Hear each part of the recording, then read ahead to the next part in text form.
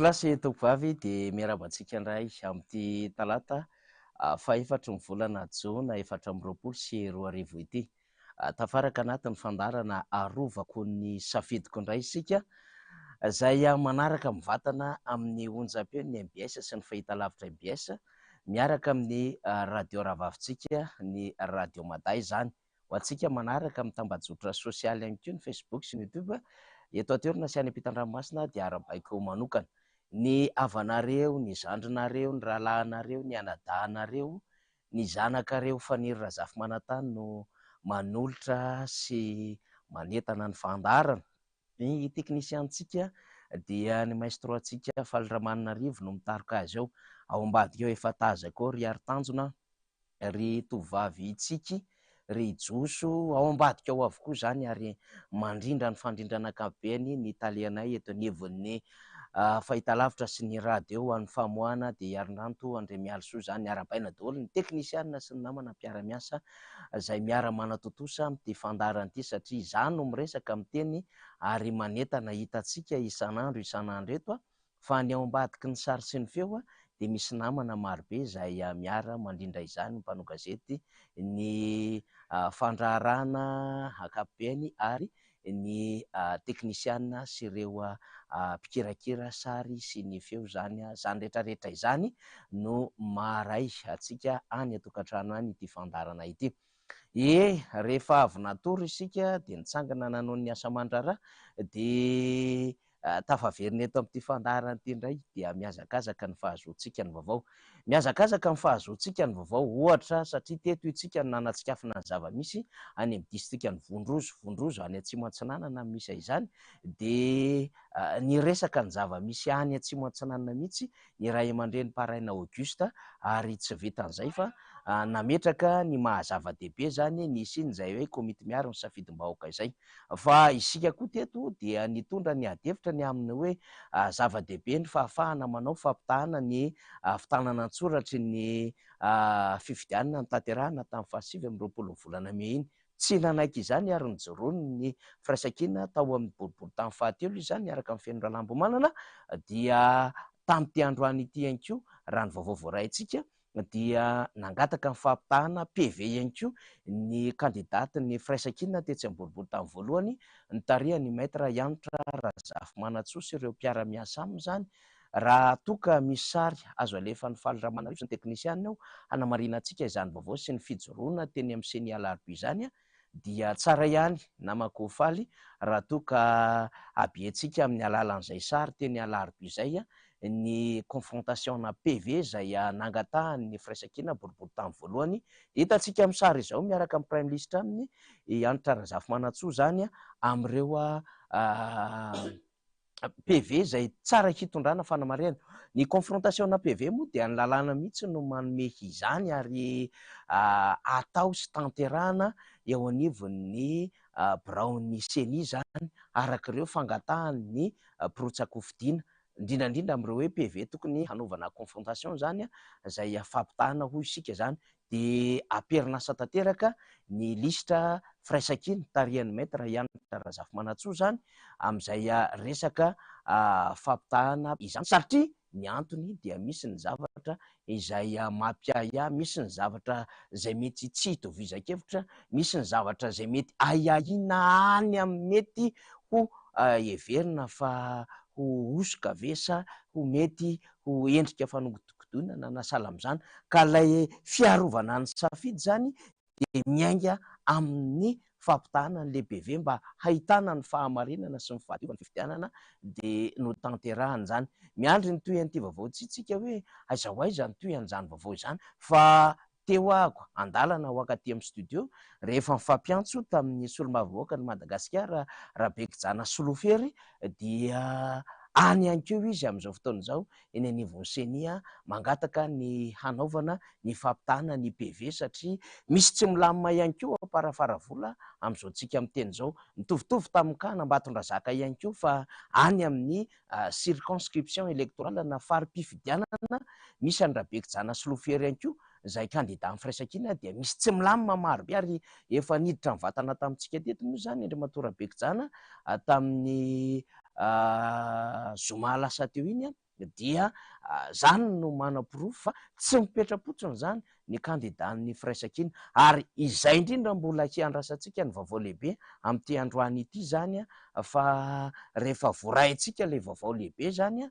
dia hoentina ato amin'ny fandarany raha ohatra moa zany ka tratra le izy mbola ny tontolo ny resaka fifidianana ihany ary eny amin'ny foibe sy ny alarobia no ifatoan'ny maso am'izao tolakandro izao. Zay amin'ny akabeany aloha fivoaran'ny vaovao fa miazakazaka ihany koa ny vaovao rehetra am'izao fotoana izao fa ndeha aloha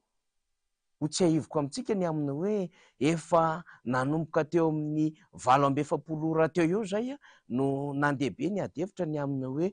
tokony hijoro hiaro ny safidiny ny vahoaka malagasy indrindra ihany koa ireo kandida zay niatrika ny fifidianana solombavambahoaka tamin'ny 27 ny volana May lasa teo iny de nambaran'Andriamatoa Paraina Auguste zany omaly ny amin'ny fampijoroany ny aonivon'ny firaisakina foibe ary mandeha miparitaka makany amin'ireo circonscription électorale na fari-pifidianana zay no tanterahana tamin'ity fifidianana ity ny amin'ny hoe tsy maintsy ezahana ny hiarovana ny safidin'ny vahoaka mba ametrahana ny tena fahamarinana sy ny fahadiovana zany fifidianana zany ary mba tena hanana androm-panjakana zay lany sy mijoro araka ny fahamarinana sy ny fahadiovany isika amin'izany hoe androm-panjakana mpanao lalàna zany na pouvoir législatif izany no fanorinany rehetrarehetra zany ka efa mandray izany avokoa zany raha ny vaovao voaraintsika ny any amin'ireo distrika samihafa zay efa eo am-pimakomanana ny fametrahana zany KMSB zany fa ndeha aloha zany hiverenantsika ny fanambarana zay nataon'Andriamatoa Paraina Auguste fa eto de efa mampiomana antsika sahady rehefa avy eo isika dia andray vahiny lehibe satria vavolombelon'ny tantara ny ainana teto amin'ny firenena mpanao politika raha teo ary nandalo tamina karazana andraikitra maro be teto amin'ny tany sy ny fanjakana Andriamatoa Vaovao Benjamin zay diso fantatry ny rehetra ho an'izay nandalo teny amin'ny université tamin'ny fotoan'androny de mahalala tsara iza moa Vaovao Benjamin ho an'izay nanao politika tany amin'ny repoblika faharoa repoblika fahatelo tapany voalohany tapany faharoa repoblika fahaefatra eny nandalo tao anatin'ny fotoanany tetezamita dia nahafantatra tsara n'izany anarana zany fa haneho hevitra eto amin'ny plateau antsika atao anatin'ny fandarana arovako ny safidiko izy rehefa avy eo zany mba hilaza ny fomba fahitany zava-misy amin'izao fotoana izao de hiditra mivatana amin'ny fandarantsika ihany koa rehefa avy eo ny solombavambahoaka ny Madagasikara voafidy tany amin'ny distrika na Analalava Andriamatoa Jasera Irénée zay kandidany firaisakina ihany koa hiresaka ny zava-misy any toerana nanodidina ny fifidianana solombavambahoaka tamin'ny 27 ny volana May lasa teo zany miampy zay mbola fandrindrana akabeany zay iarahana amin'ireo namana mpanao gazety sy ny fandrindrana akabeany eto amin'ny fandarana no ezahanay ho zaraina amintsika anatin'ity fandarana ity fandao ara aloha zany rehefa ho averintsika atao amin'ity fandarantsika ity zany ny antso sy fanazavana zay nataony ny mpitondran-teny ny firaisakina dia Andriamatoa Paraina Auguste. Andriamatoa Paraina Auguste dia filohan'ny antoko tsara tafona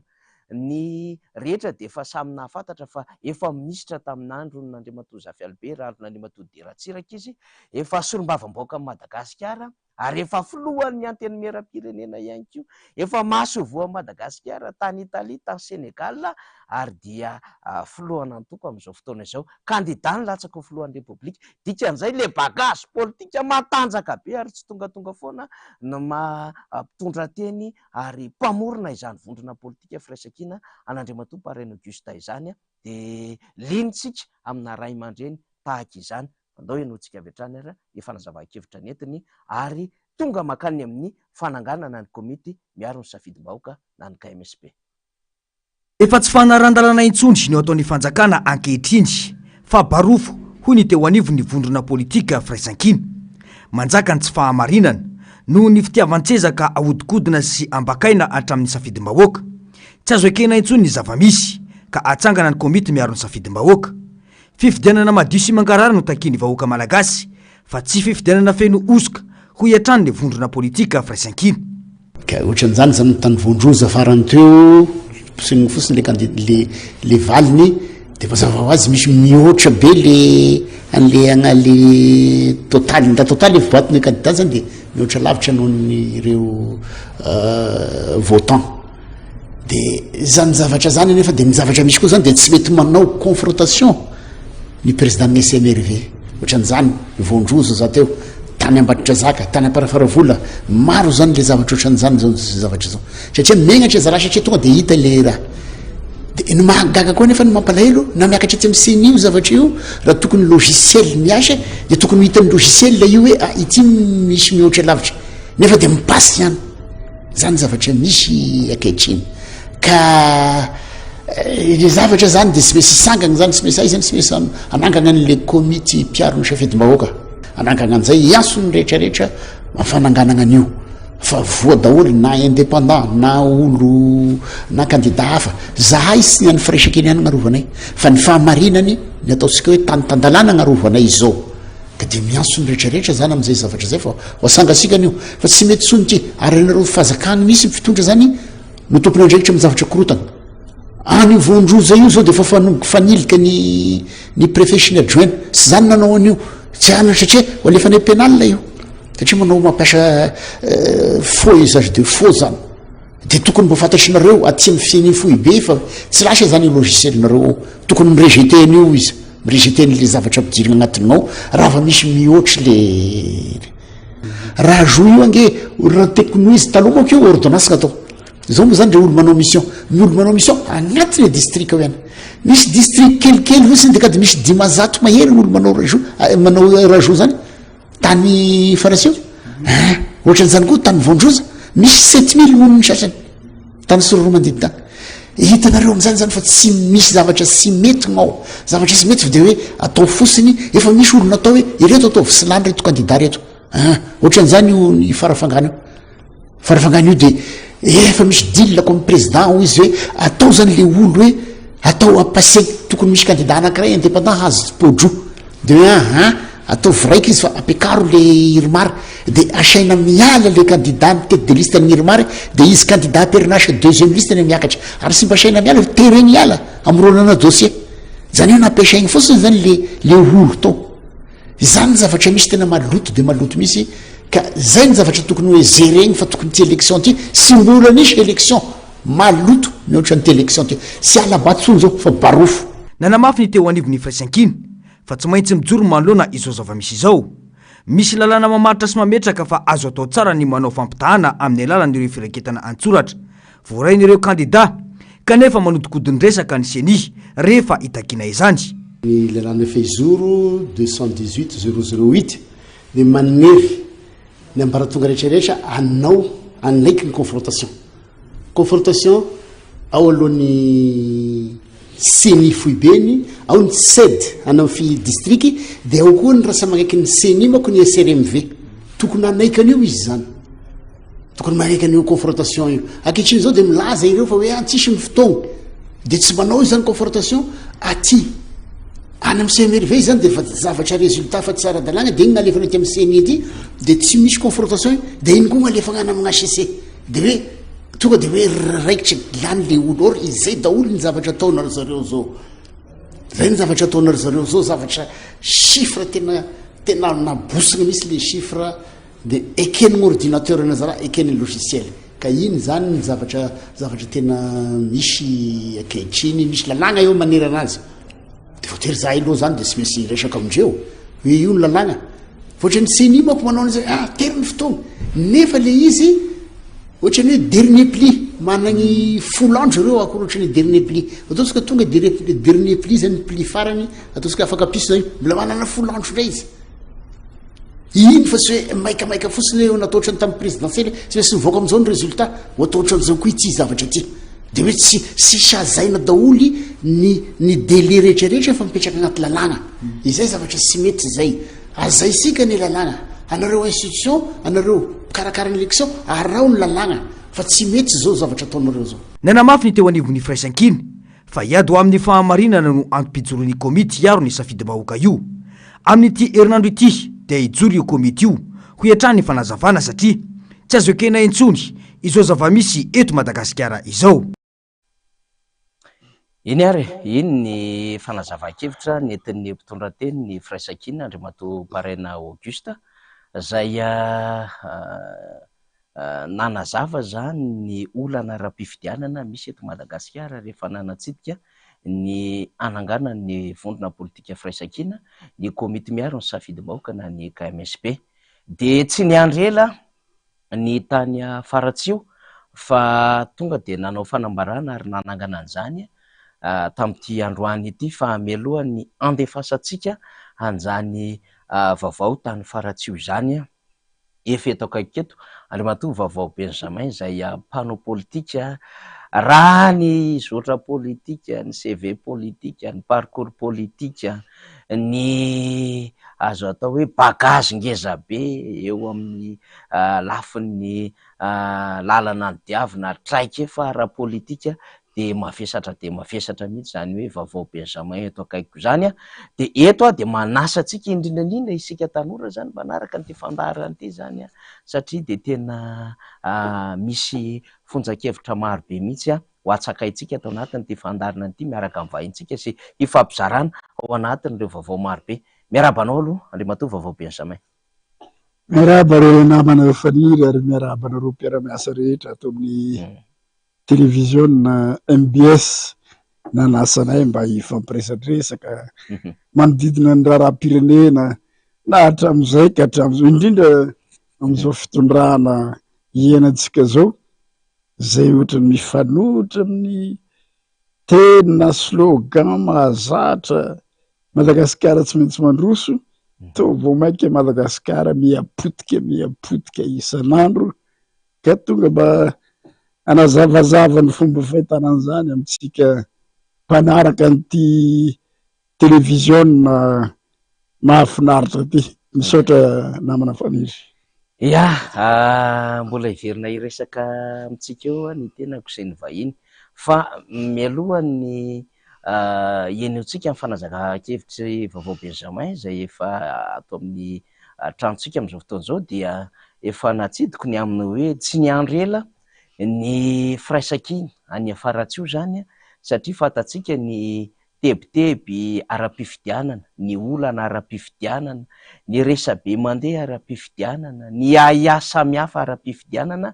any amin'ny distrika ny Faratsio ary zaritaon'ny todika any Faratsio no mason'izao tontolo izao, no mason'ny Madagasikara ray manontolo de nandray ny toromarika zany avy amin'ny vondrona politika firaisan-kina fohy be satria misy vato mila arovana, misy safidy mila arovana, misy zo mila arovana any amin'izany distrika ny Faratsio zany de nanao fanambarana io maraina io zany ny avy any Faratsio ny amin'ny fitsanganana ny komity miaro ny safidy-bahoaka sady mamaly ny andeha ataoko hoe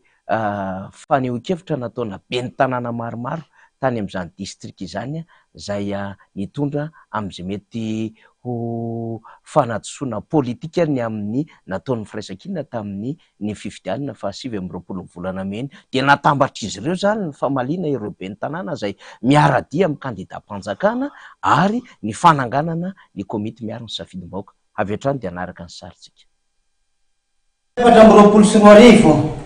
dia tafatsangana ny KMSB na ny komity miaro ny safidy-bahoaka eto Faratsio. Fanambarana ho valon'ny fanambarana nataon'ny ben'ny tanàna eto amin'ny komina sivy ato amin'ny distrika amin'ny Faratsio ny Asabotsy Arivo. Lavinay maron-drano amin'ny filazana fa ny vidy olona, ny zara-hena, siramamy, kafe ary nampiasa bilité précoce. Mariana etaona fa fempitandro ny filaminana ny bureau de vote hatrany amin'ny fokontany farany lavitra indrindra. Amafisinay fa nandritra ny fanosam-bato tao amin'ny CRNV dia voasolo tena tao daholo ny kandida telo ary tsy nisy nanamarika izany. Eny fa nahatra amin'ny solon-tena ny kandida laharana faharoa azy. Rehefa nokirakiraina amin'ny PV ronjato isy dia tsy nisy nahitana an'ireo lainga voalazany tao amin'ny fanambarana ary azo amarinina ao anaty PV raha ilaina. Ny membre bureau de vote dia ny fanjakana manindry azy rehetra koa tsy marina ny filazana fa sady délégué ny kandida numéro 3 ny président bureau de vote. Anjarany assesseur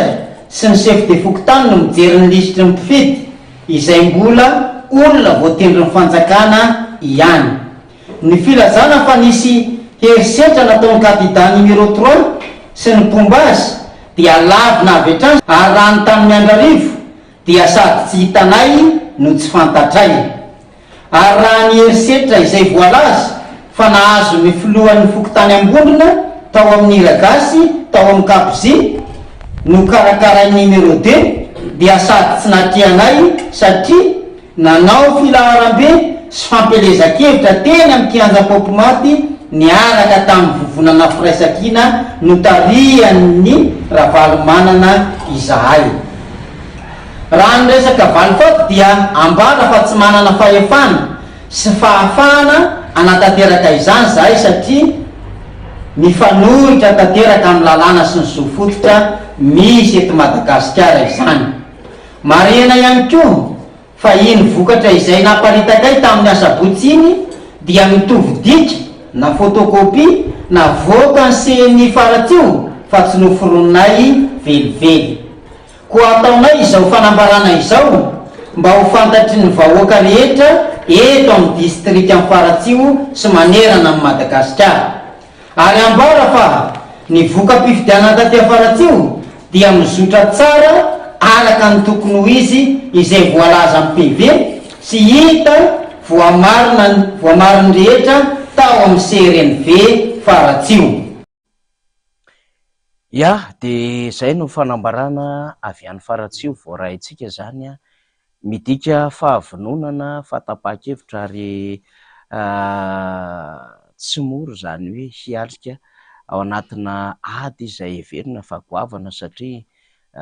candidat-mpanjakana misy mpitandro ny filaminana maromaro tonga any toerana nahoraka ny resaka hoe lalana ambanin'ny tany ny hatramin'ny hoe tsy maintsy mampiasa ny lalàna sy ny sisa izay ary any amin'izay lafin-javatra izay ary mampatahotra ny rehetra. Ny tamin'ny alahady teo dia samy nahita itsika ny tao anatin'ny lisitra tao anatin'ny valim-pifidianana mivoaka avy any amin'ny seny avy any faratsio fa nitarika ny candidat mily ary nahazo vato tanoany amin'ny 2 arivo sy 4 alina tanoany raha 2 alina mahery kely teo ny azon'ny candidat miaradia ny fitondram-panjakana izany. De tamin'izay no nahitana razona hoe lisitra tovana manodidina ny 930 teo eo fa rehefa namoaka voka-pifidianana zany ny TT9 sy ny FIB tamin'ilay hoe fironam-bokatra tendance izay mbola tsy feno bureau de vote tamin'izany fotoanandro izany izay mbola tsy feno koa izy amin'izao fotoana izao dia nahita lisitra tovana razo 775 be zao ny mpanaraka ny vaovao raha toka efa feno ny bureau de vote ny ainga avy amin'ny faratsio fa razona lisitra tovana 930 monja no hita ny tamin'ny faratsio. De avy aiza zany le razo 775 hita TT9 ny FIB na izany lafin-javatra zany fotsiny aza dia miteraka yaya amina fifidianana tahaka izao. Netiko zay fanamarian'izay mba hiverina ao anatin'ny tadidiny be sy ny mariny amin'ny hoe tena raha goavana ny izy ity manahirana mihitsy ity raha-pifidianana ity. Iaraka iresadresaka amiko eto zany sady fampizarany zava-misy no hilazany fomba fijeriny amintsika Andriamatoa Vaovao Benjamin efa natsetiko teo. Iza moa Andriamatoa Vaovao Benjamin satria izay mba hany kely fantatro no zaraiko amintsika satria nanana fotoana ihany ako tany aloha tany zany nahafantatra azy satria nisy fotoana saika isan'andro isan-kerinandro dia niara-dalana tamin'ny fiarakodia foana tany amin'ny taona 3 sy 4 arivo 4 sy 4 arivo 5 sy 4 arivo ny teto Madagasikara satria moa ny tena mpanao gazety dia nanao couverture ny vaovao izay niaraka tamin'ny papa Vaovao Benjamin sy ry président Zafy Albert sy ny ekipa tamin'izany fotoana izany ny tena fanira Zafy Manantany de ohatran'ny efa diso haiko le olona eo amin'le lanjara politika ary zay no anisan'ny mahatonga zany hiantso hitondra amintsika ny amin'ny hoe goavana be mivahintsika satria de mpianatra lalàna i Vaovao Benjamin tamin'ny fotoanandro nanao droit zany izy raha ny teny anivon'ny université tany amin'ny taona 470 ka hatramin'ny 777 de mpiatroka tao anatin'le MAP KMM. Izy moa le MAP KMM de reo mpianatra zany reo tanora avy amin'ny antoka MFM tamin'ny fotoanandro. Tsara manko manamarika atsika zany fa saika nanana an'ireo école de parti zany ny antoko politika tamin'ny fotoanandro. Ohatra zany zao ny AKFM manana n'Antarabo Maraina, ny Arema manana an'ireo Marema zay mpianatry ny Arema tamin'ny fotoanandro zany dia nisy koa ny MAP KMM zay niara-dalana zany ary nisy ny Andriamatoa Vaovao Benjamin de anisany izy président mpianatra teny amin'ny 17 hektara teny ary nahatonga an'le komma 67 hektarany de anisany zany Vaovao Benjamin tamin'ny fotoanandro. Efa solombavam-boaka ny Madagasikara ny vahintsika zay voafidy tany amin'ny distrika Vohemara, fa rehefa tonga moa zany fifanarahany raiky amin'ny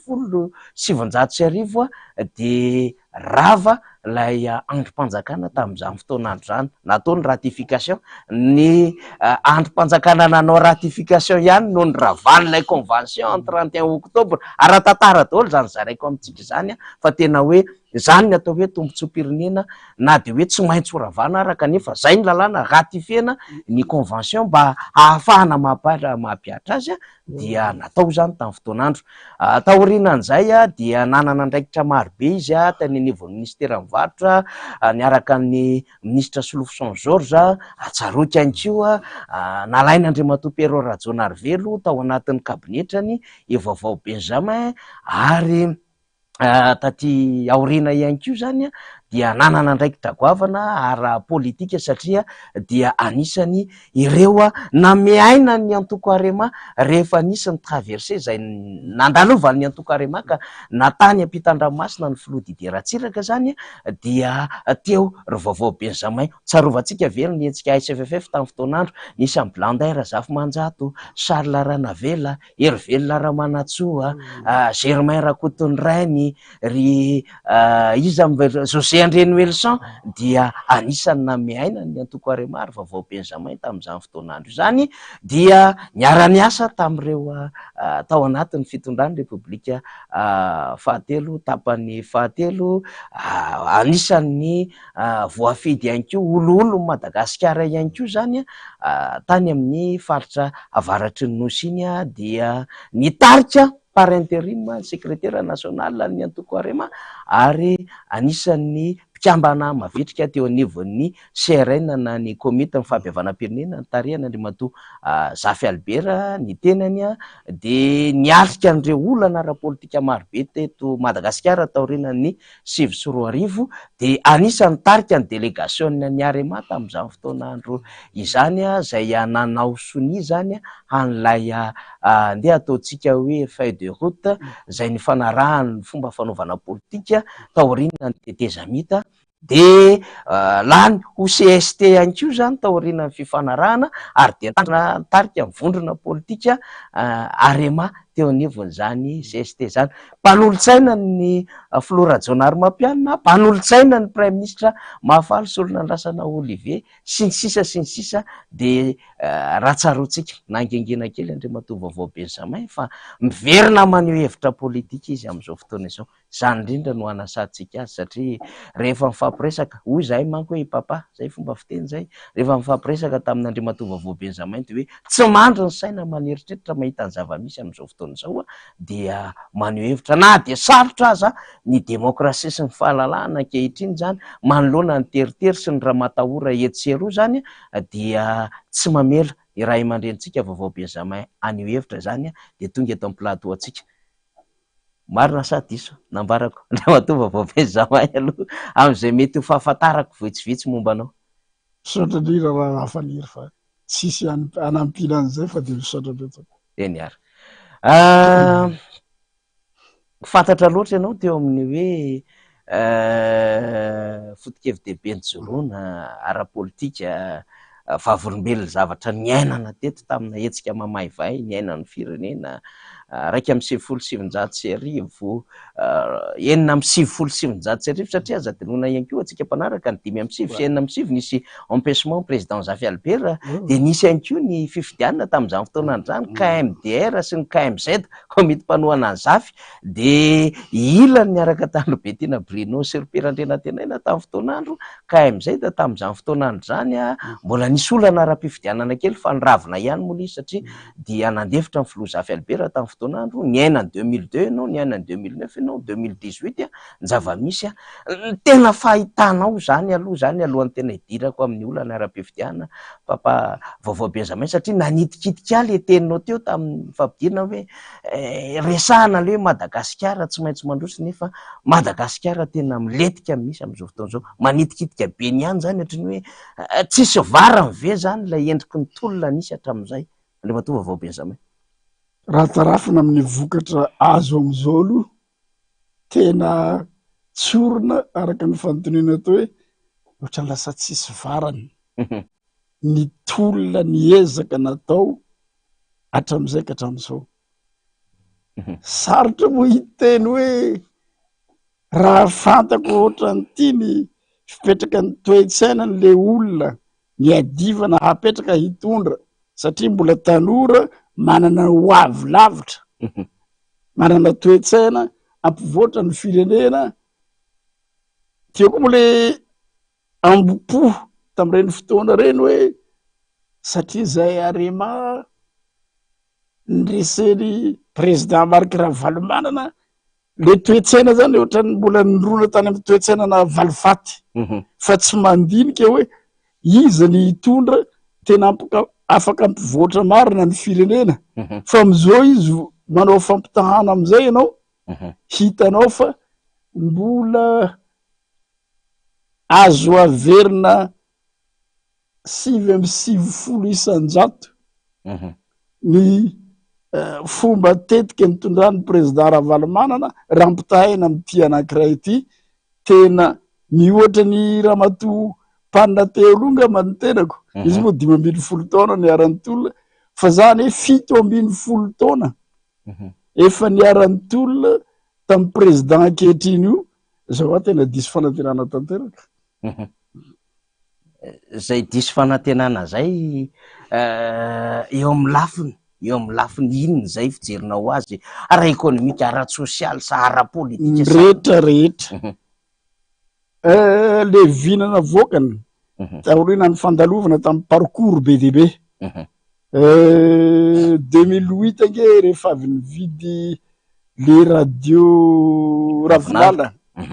i président Rajoelina zay navadika Vivata ty aorina de efa nanomboka izy nitsikera ny fomba fitondrany ny président Marc Ravalomanana hoe mampiasa jadina ny ministry ny serasera ny président Ravalomanana tsy mamela ny olona moka ny heviny ny ministry ny fitantanam-bola de mampifangaro ny vola ny pirenena ny volam-panjakana sy ny vola ny orinasa ny président Ravalomanana ka rehefa ny taona vahoaka zay niakatra teny Ambojatovo de niaraka teny zay rehetrarehetra ngamba président Rajoelina de garde corps anankiroa elanelana mirahala mianaka de nitenako niakatra teo Ambojatovo mbola namafisina le hoe mangataka ny fanalana ny ministry ny serasera satria tsy mahazaka demokrasia nanakatona ny télévisionko ary mangataka ny ministry ny fitantanam-bola de tonga ny mois de novembre faraparany volana novembre de nanao trêve kely tamin'ny 2008 io mba anaovan'olona taom-baovao ampilaminana vonanomboka vers le 9 le 10 janvier 2009 ny etsika indray le nitondra le etsy-bahoaka zay niarahanay rehetrarehetra nanao ary ino moa zavatra tena nampalahelo ny tranga tamin'ny 7 février 2009 zay hatramin'izao aloha na de zay hitako hoe niady tamin'ny président Ravalomanana aza manontany tena hoe inona marina ny nahatonga iza marina ny atidio kotrika tena barain point d'interrogation be le fisehoan-javatra zay tsy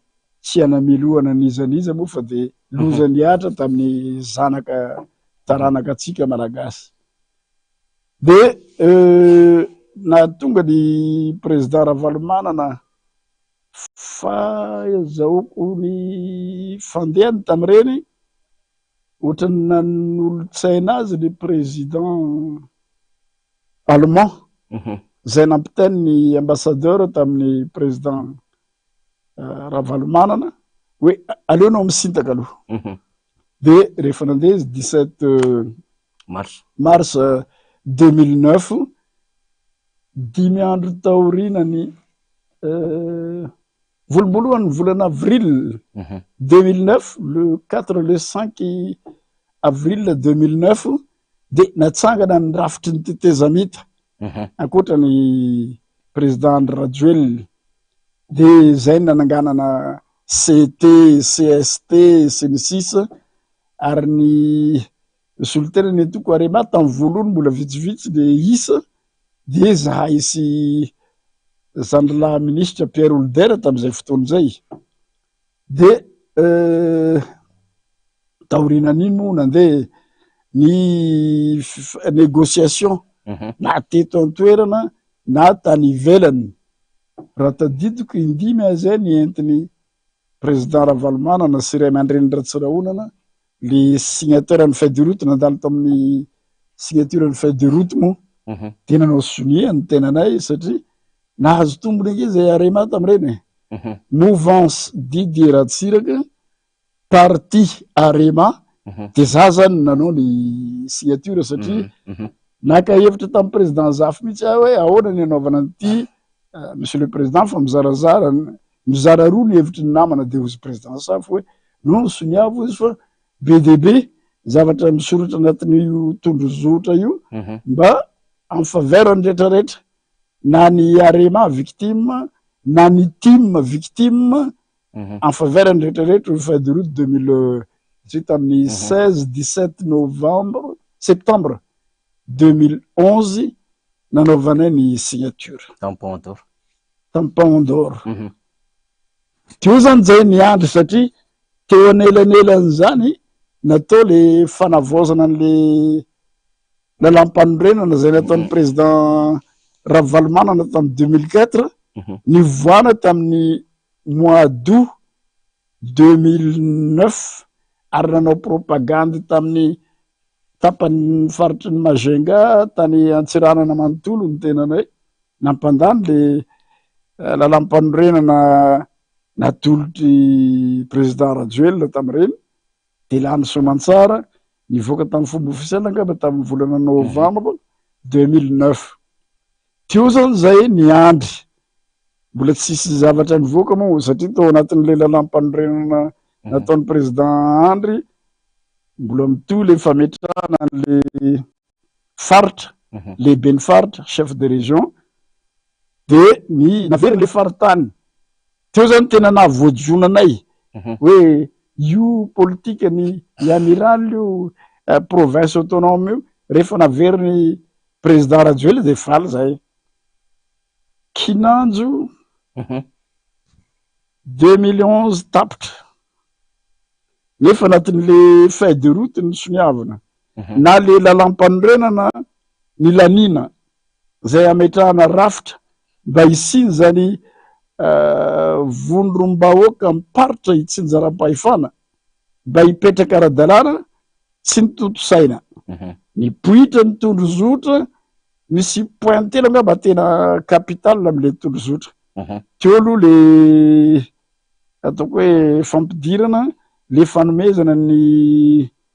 retraite nyreo président ny fandimby ny tondra ny firenena de teo amin'ny andininy fa 17 article 27 teo zany nisy karazana famoronana fond de solidarité fond national de solidarité zay tokony atsangany ny mpitondra hitondra ny tany sy ny firenena de talohanyzio araka le niteneniko teo le resaka lalam-panorenana sy ny tanterahana le zavatra voasoratra tao amin'ny tondro zotra ankoatra n'le fond national de solidarité teo koa ny famerenana ny exilé politique rehetrarehetra article 20 y compris président Marc Ravalomanana anatin'le tondrozotra ny soniavinay y compris président Marc Ravalomanana de zay zany nazahoany président Rajoel reconnaissance internationale article 34 nazo reconnaissance internationale izy taorina ny sonia zay nataonay eto indrindra aloha mba tsy latsaka ny fameliabeliarana zay ataoko iantsoko ny namana rehetra zay nao signature ny tondrozotra io hoe zavatra nisy na tamin'ny tetezamita na am'izao fotoana zao nanomboka tamin'ny 2019 ka hatram'izao ny fanaraka amy zavatra ny soniavintsika tao anatin'ny tondrozotra ve ny fomba fitondrana sa manahoana ny lalam-panorenana tsy ny tontosaina tsy nasiana ny fifidianana satria io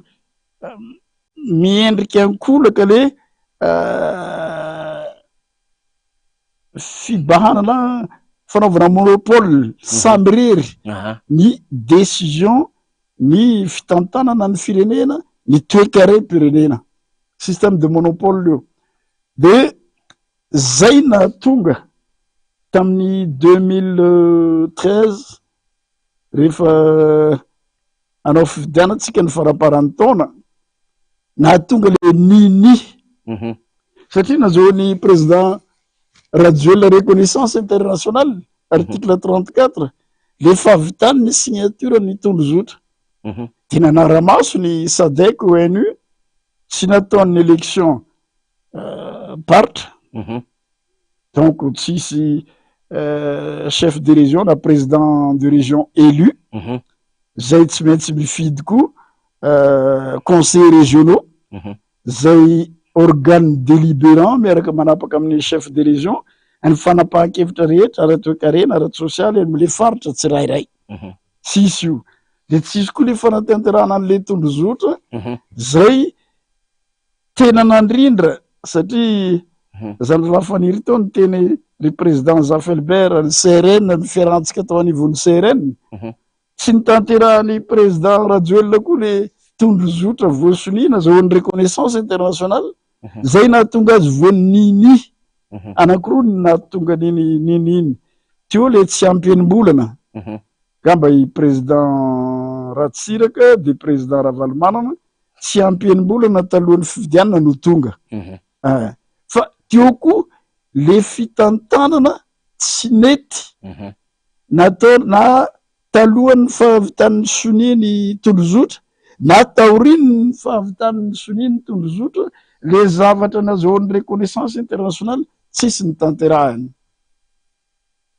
tonga nanomboka 2009 tafaveriny amin'ny fitondrana tamin'ny 2014 aloha 2014 2015 mbola i président Hery Rajaonarimampianina indray no nampiantso ireo filoham-pijakana ny fandimby ny tondra teto Madagasikara teo ny ray aman-dreny be Zafelbert teo ray aman-dreny amiral Didier Ratsiraka teo i président Ravalomanana moa mbola bloqué tany amin'ny résidence surveillée Tantsiranana de teo i président Rajoel teo i président Hery Rajaonarimampianina tamin'ireny nahitanao ny ray aman-dreny nisy matotsaina ary tena ny fikitra tamin'ny fanatanterahana io fampihavanana io hoy izy amiral Didier Ratsiraka hoe zaho tsy anao fitenenana lava Andriamatoa Filoha tamin'ny président Hery Rajaonarimampianina fa ijoro eto aho izy mba ampita hafatra sy fiangaviana aminao foano ny décret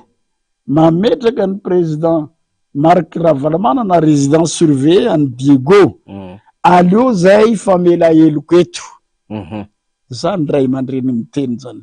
aleo zay famela heloko eto foano le décret mametraka azy résidence surveillée tany Diego ireny rehetrarehetra reny zany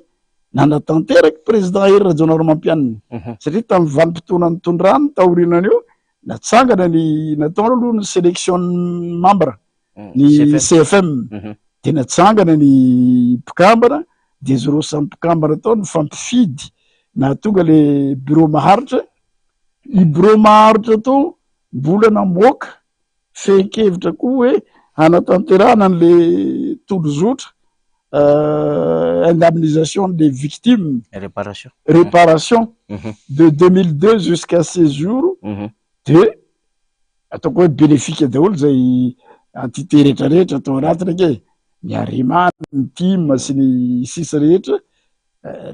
bénéfique tam'le tondrozotra fa nanoratra ny bureau maharitra ny CFM na zay tany amin'ny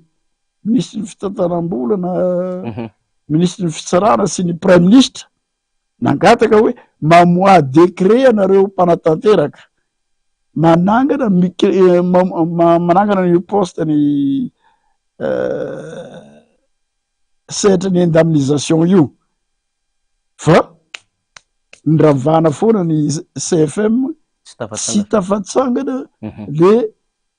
sehatra mba hanaovana ny indemnisation ndreo victime ny crise ny fanesisesy teo zany nanomboka tena kivy aloha zay ary so ihany moa fa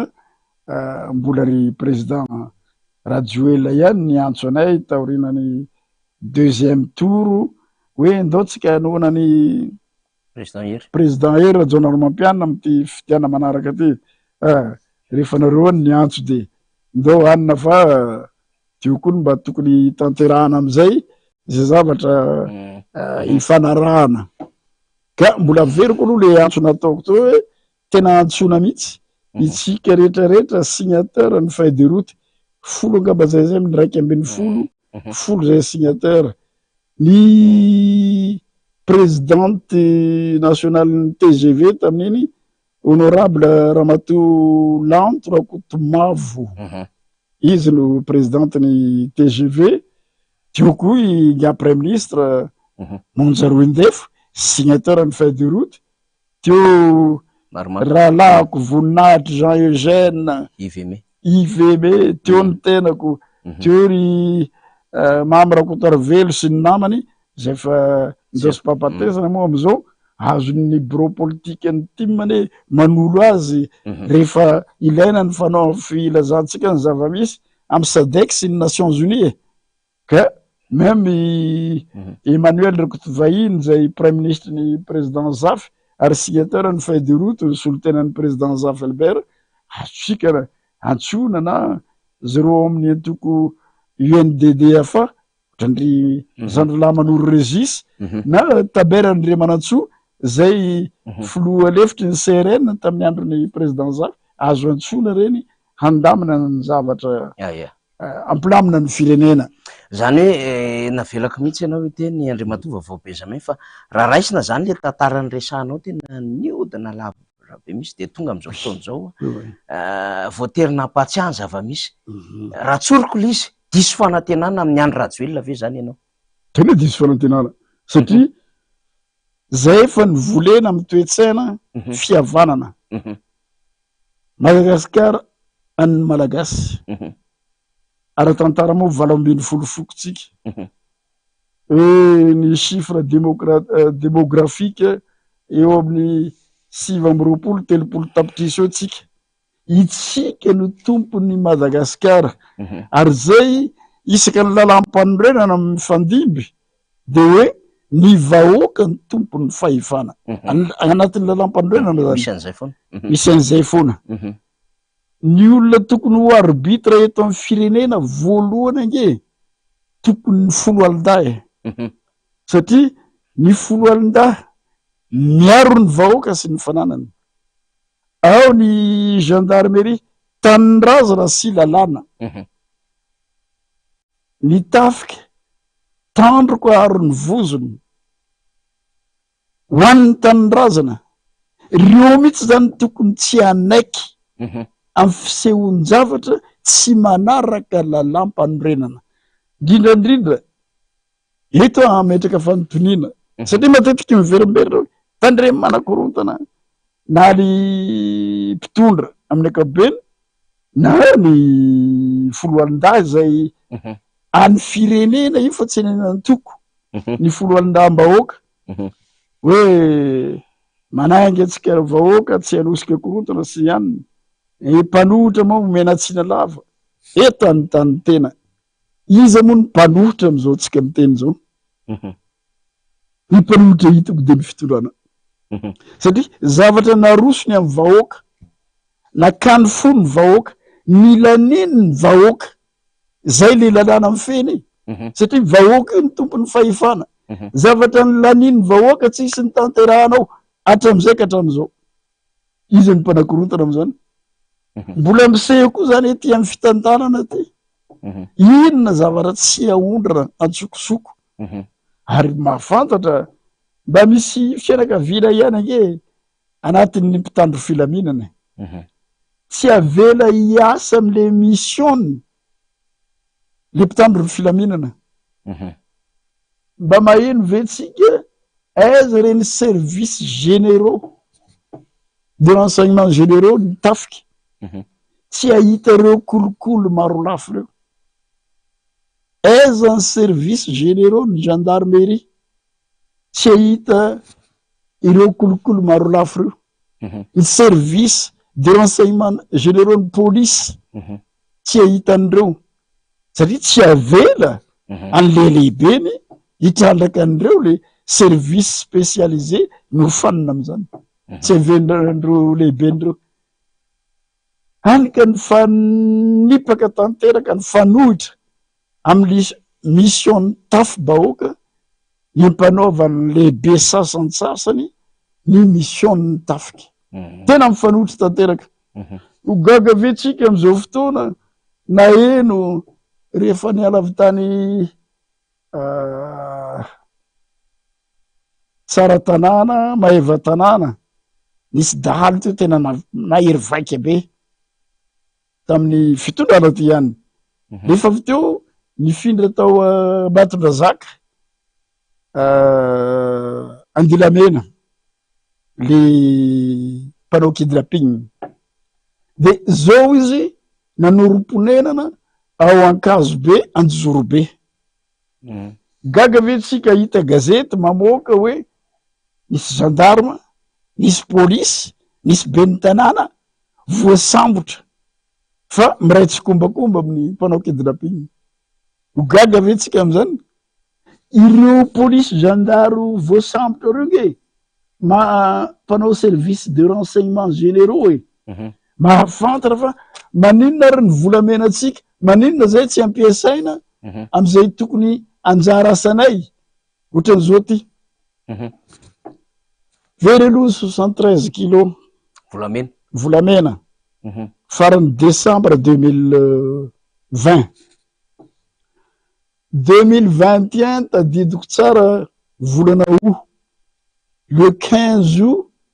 nanova membre gouvernement ny président Rajoelina de ny anaran'le ministre ny arenakibontany Fabrice Brice roy andro eny de nesorona satria hoe mbola misy dossier tsy mazava manodidina azy hoy zareo de nomena ny prime ministre ny fitantanana ny arenankibon-tany par intérim mampalahelo namana faniry ary mahamenatra 17 août 2021 prime ministre voatendry septembre octobre novembre décembre efa-bolana tamin'ny farany taona 2021 io ndraiky ambin'ny folo ny trafikina volamena nandalo tao Comore tsika mirahalaha zao mamorona an'izany fa ny procureur de la république ny Comore nanao fandaharana mihitsy tamin'ny média le kolikoly avolenta avy any Madagasikara nivoaka teto nandalo teto Comore ho any Dubai i gazety mamoaka an'izany ka mampalahelo mahamenatra raha zavatra ohatran'izany nefa ambany fa fiadidiny ny lehibe ny gouvernemanta zay tompon'andraikitra voalohany amin'ny fanatanterahana ny vinany ny filoham-pirenena. Hitondranao gazety maro mihitsy izy ty. Hitondrako mihitsy mba tsy hanaovan'olona itsika amin'ny raha lafa mamoron-danga manosopotaka tsy manana pirofo io volamena tokoa fa raha mbola hitantarantsika eo 36 kilos nanjavona aiza io 11 opération illicite entre septembre et décembre 2021. Tsy zandroko fanirina mokan'io raha trafic d'or entre Madagascar et les Comores. 11 opérations illicites. Mbola tsy ministre zay zokolahako Edgar namoaka ny Express de Madagascar namoaka an'io koa rehefa lasa ministre moa izy ohatrany modéré be le gazety fa mbola tsy ministre de namoaka an'io ny média rehetrarehetra teto amitsika échantillon fotsiny io mba tsy lazana hoe aiza moa ny mbola atokisan'olona tsika ary aiza misy ny fahatokisana namitsika sambitsika record Madagascar. Exportation illicite de tortue, Madagascar numéro 1 mondial. Voilà. Nialantsika koa tortue miditra koa tsika amizao. Animaux sauvages saisis à Thaïlande, œuvre des réseaux de trafiquants à Madagascar. Zany hoe nanaovana trafikiny hazo sorbidy, bois de rose. Hitatsika ny tantarana parlementaire anankiray avy tany Ambatondrazaka hiakatra taty Antananarivo mitondra hazo sorbidy fa ny chauffeur tsy manantsiny reny migadrana. Zareo zany tsy voakasika an'io figadrana io rehefa manao fahotana. Io ny ilantsika ny mba hijoroany ny tafi-bahoaka, miaro ny vahoaka sy ny fananany. Zay maninona rehetra hatramizay ka hatramizao ny sesesy tanatiny efa-bolana fotsiny 150 procureur de la République ny Comore nahita. Isika tsy mahita. Itsika tsy mahita. I ministre Mbikerilaza za mbola niady ho an'ny Comore hamerina an'ireo olona reo hitsaraina eto Madagasikara. Herinandro taorinany natongavany ny terena izy hiala. Raha maloto tena maloto ngamba izy mba complice amin'io tsy nandeha naka an'ireny voasambotra reny. I ministre Mbikerilaza ka aiza zany ny fay. Zaloto malahelo hiteny hoe inona anjara andraikitry ny prime ministre. Tsy tamin'ny vanim-potoana hitondrany 150 trafic mankany Comore amin'ny vanim-potoana hitondrany 36 kilos d'or s'évaporé anaty coffre ministère ninny. Io ny ilana hoe aiza nareo mpanao fanadiadiana. Za moa fa avy niteny ray mandeha hoe manina moa ty ry Clémence Larindrina, iry Lili Rafaralahy, iry Maherlanto Manandafy, reny ihany no antsony ny mpanao famotorana fanadiadiana fa zavatra même à titre de témoin. Za tsy miteny hoe irony nanao azy, même à titre de témoin tokony nantsona hoen'ny opinion nationale, hoen'ny opinion internationale zay manampy atsika rabola. Nantsona ny tompona ndraiky tamin'izay tamin'ny vanim-potoana inona fahitana roa azy na averany reto ana reto ny voany ty ianao ndre mato prime ministre nanao mpisoloterana vonjo maika inona ny mba fanazavana entinao mba anome anina bebe kokoa zany ny mpamanao famotorana rehefa manaraka maninona tsy natao. Ho avy amin'izay rehefa avy eo mikasika an'izay fa misy zavatra zany zay azo lazaina fa mihazakazaka maika amin'izao fotoana izao ary antom-pisin'ny fandarantsika le Matovaovao Benjamin de hoe arovako ny safidiko. Zay le teneniko hoe vavolombelon'ny tantara maro be ianao voanarahantsika teo ny fanazava-kevitra zay nentin'Andriamatoa Paraina Auguste zay diso fantatro loatra ary noenotsika teo ny fanambarana Vany Faratsio manangana ny KMSB sy mitantara ny zava-misy ara-pifidianana tany mamaly an'ireo ben'ny tanàna zay miaro ny fitondram-panjakana tany Faratsio ary am'izao fotoana izao dia mandeha fampitahana antoata taratasy na firaketan-tsoratra zany ataona kandida samihafa eny anivony sy CNFUB. Ho anao manokana Vondrozo hoe ho avy koa analalavatsa ao Serrirene iteny eo toliara voalohany sy teny fa vao miditra ny vato sy teny amin'ny bureau de vote valo dia mitapy ny ordinateur bloqué l'ordinateur miova voka-pifidianana aparafara vola Ambatondrazaka am'izao fotoana zao misy PV tsy hita ho any boribory tamy fahatelo boribory tamy voalohany mitsombadika andray vato andeha be zany am'izao fotoana zao ary any Ambilobe efa hoe to misy zavatra fafa ny tany Fenir Rivesta ny tany Thomas na Andriamatoa Laurentsilaka dia namory mihitsy ny avy any amina Hery-Velom-pirenena sy ireo kandida efa manino teny ny tsombadika maro be izy am'izao fotoana zao. Fomba fijerinao am'izao trangan-javatra ara-pifidianana zao Andriamatoa Vaovao Benjamin. Ny aloha mba ialan'ny Yayahy satria efa nipetraka ny Yayahy talohan'ny fifidianana novembre 2023 hoe amboary aloha ny kanja diovy aloha ny kianja zay vao arositsika ny fifidianana tsy nanaiky moa ny mpitondra naroso ny fifidianana na teo amin'ny voka-pifidianana fotsiny aza ny tena konge avy nanao signature ny Tondro Zotra nametraka mpikambana CNFUB mpikambana national tamy CNFUB tamy fotoana reny manana démembrement ny CNI manerana ny district ny antoko tsirairay avy zay nanao soniany Tondro Zotra hatram'izay ka hatram'izao zay mahazo renseignement maro fa tsy miteniteny foana maro ny résultat namboamboarina mitovitovy tamy stylen'le boribory tany fahatelo tovonana ray na aloha na aorina tovonana chiffre ampigonflena le résultat aingany tsy hiroboko am'izany na ny CNI zay fahitany olona lesoko maro de maro satria tompona andraikitra mba nanangana n'olo zahay fa tsy olona andotolona na hiteniteny foana ohatrany nanangananay syry président Jameson Rakotomaro tamy 2004 io Bianco io ya Bianco CNLCC sy tam'izany kivy anao am'izao fotoana mahita ny fomba fiasan'ny Bianco sika lasa nanenena ny dodole zay zavatra miseho ny za moa nahita Paul anti-corruption chaîne pénale tamy fotoanandro chaîne pénale tamy fotoanandro oza mba azavadikinareo Paul anti-opposition izy ty fa tsy mety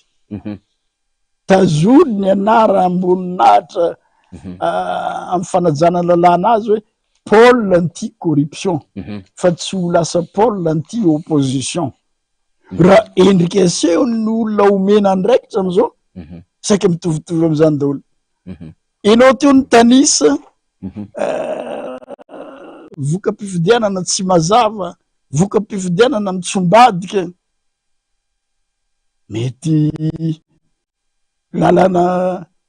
ivoana na ierovantena ho an'ny sasany matory eo kolikoly avolenta reo no misy eto amin'ny firenentsika so de mba misy firaisana tsikombakomba ataon'ny tompona andraikitra zay hatram'izay ka hatram'izao tsary nisy tanatiny 4 taona zao vao mavaivay ny asan-dahalo mavaivay misy polisy misy gendarme misy ben'ny tanàna voasambotra tena zero ve tompony hevitra sa iraka zany matetiky tenenanay mpanao politika hoe mafy nohony dahalo any amy kianjaka le amboly latabatra ary tsy vo am'izao hatram'izay ka hatram'izao resena io efa nanomboka nizotra tamy fandresena ny fitondrana ny fandimby fa tizy ny rongatra indray atsika moa mbola nahita hoe voa maso misy 50 manerana ny nosono nasa ismaka miaraka amin'ny zaza varira miaraka amy zaza varira reo tsary nisy zany mba nisy hoe ny olona paroky dilapigny de manam-pado tato ankazo be ny poirany zany zay ny zava-misy am'izao ohatran'le vinany Andriamatofilo ady amy tsy fandriam-pahalemana zay ny tena mifonja ady amy kolikoly ady amy tsy fanananasa ady mba ananatsika firenena mizaka tena ra-tsakafo mifanohitra am'izany ake ny asa atao hoe le faran'io fotsiny fizakantena ara-tsakafo naninona tsika nanafatra vary fotsy 20 sambo fa tsy ny mpamboly no vatsinao fitaovana na fitaovana ara-pamokarina amy lafiny rehetra ny zezika sy ny entrant agricole fa fanafarana vary 20 sambo no nataona hamaiky mifanipaka am'le vina hoe fizakantena ra-tsakafo fanorenana orinasa mba isin'ny amin'ny ady arakasa ho an'ny tanora raha aminay faritra Diego fotsiny namana faniry district ray vice président Rajoelina ananganana orinasa anomezanasa ny tanora nenay any district ray orinasa roa maty farafahakeliny président anangana orinasa ray isika district zay le mahatonga hoe Madagasikara tsy mety mandroso fa nenay any ray orinasa roa isaka ny district maty ohatra am'izany secrène reharehan'ny firenena fa tsy reharehan'ny Diego amy pays d'Afrique secrène io reharehantsika malagasy manontolo maty ny tourisme raha maina moa de fa tsisy olona ny université na ny laboratoire manomboka amy tete ny budget de fonctionnement ny université droit d'inscription ny mpianatra nosy be teo potika vidin'ny langilangy potika ny tourisme nefa Ivato Ravinala airport nosy be Ravinala airport misy 3 taona mahery bloqué tanteraka tamin'ny touriste tany nosy be teto Ivato no baso ihany fa mba nandeha naninona raha dokotera nananganana accusé BDB na teto amy reny vohim-pirenena fotsiny BDB ny accusé nisy Mahamasina nisy Alarobia nisy Ivato nisy partout raha mba teto na tevenina tany nosy be nandefasana na tany Fort Dauphin ko amizay tsy tapaka ny tourisme mampidibola atsika nefa tsisy risque ny épidémie satria teo le manam-pahaizana natokana ikarakaran'izany zay hitanao fa misy même forme légère tonga de raha mivoenao miverina fa zay salama ara-dalàna avelanao izy mba hampidibola teto amitsika ny potendreo manodidina ny ministère ny varotra ny lavanilinatsika tena potika tanteraka zao moa izy asa ray alina sy 10,000 15,000 ariary eo 15,000 ariary eo kilo maitso tamin'ny androny hery ake kilony maitso 200,000 ariary 150,000 à 200,000 ariary za tamin'ny voalohany volana septembre 2023 teo anjena propagande tonga tany amin'ny efitry ny Andapa district ny Andapa ny safidiko amy région Sava tany amin'ny efitry Andapa sy Bealanana nisy fokotany Amporinga be zay naran'io fokotany io omeko tsara inarany mba hoeniny mpanao fanadiadiana manko zany 700 ariary ny kilony lavanilina maitso 700 ariary de le zanaky ny tompotrano mipetrahako tany andapa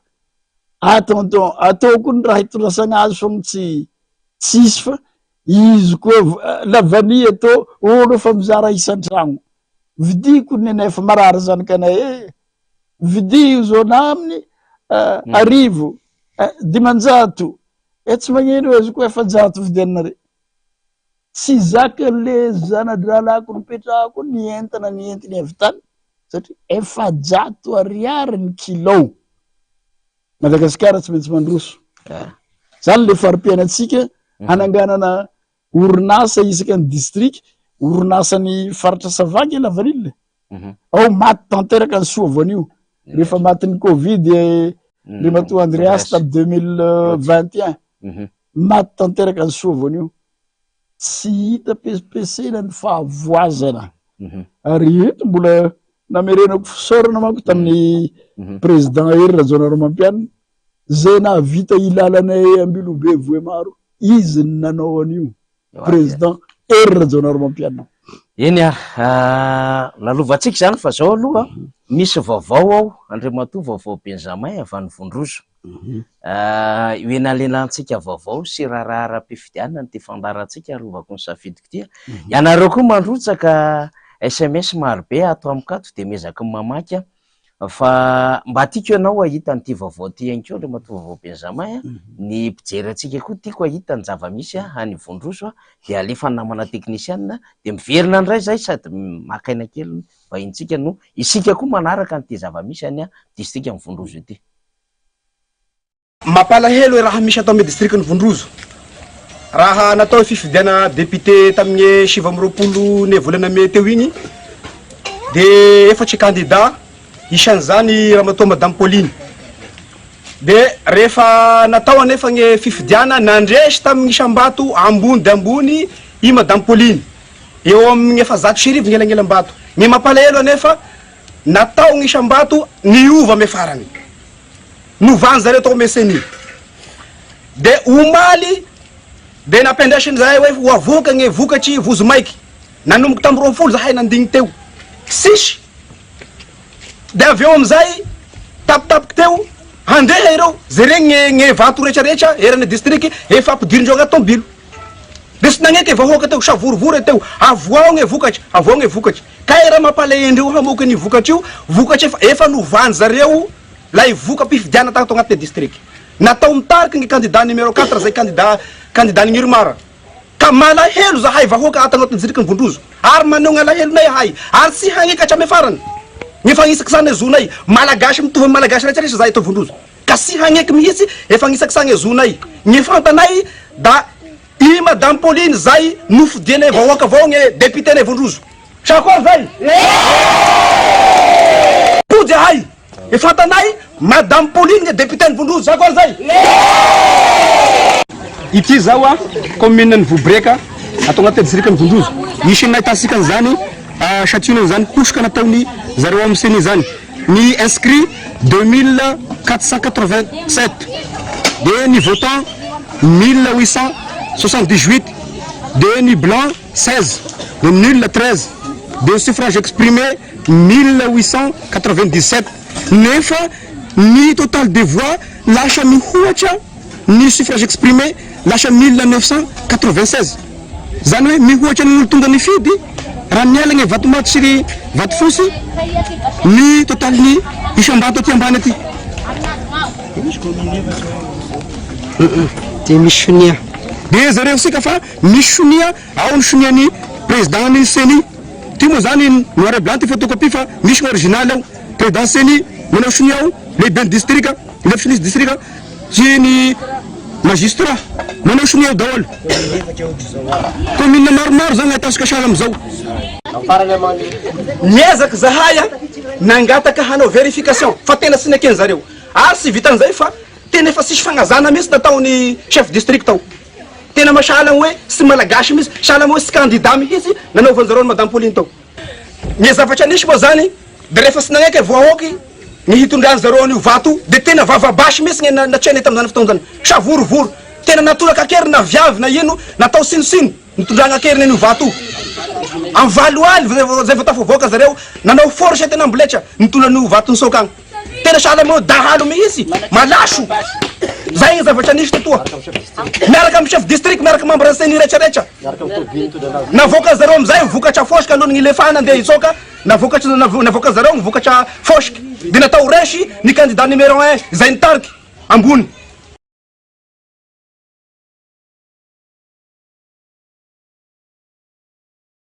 Mandeha ve faly azafady? Andrea matoa vaovao Benjamin iny zava-misy tsy haiko hoe ahoana ny fomba iresantsika ny hoe zao ve sisa le Madagasikara mahazo vaovao mivatantsika avy any Vondroso zany hitatsika iny zany hitatsika teo lay am'lay andeha ataotsika hoe fanamarinana ny famoaham-bokatra ny suffrage exprimé zany hoe ny votant anesorana ny blanc et nul zany de mamea le suffrage exprimé tsy mitovy an'le total le voix obtenu de nefa misy tompona ndraikitra goava me manao soni an'le fanamarihana samihafa zany dia tsy mahazo an'lay accès am'le résultat le candidate zany any Vondroso de menimenina voaka am'izao fotoana zao misy ohatran'ireny maro be manerina Madagasikara de matova vao Benjamin fijerinao avy hatrany aloha zany zava-misy zay ny tantarako le zavatra maro be teo raha bangona tsisy lalana ivoahana manoloana ny reto fitantanana tsy naomby reto le resantsika teo ny mpitondra raha tsy ny fiziriziriny hitazona ny fitondrana mba anakitakoniny an'ireo satria raha olo-kafa député tsy voafeny no maronisa zay fa miteny mazava mihitsy ny na ny firaisankina na ny collectif na ny tsy miankina fa hoe rehefa tonga eo zay ka mahazo ny maronisa voany aloha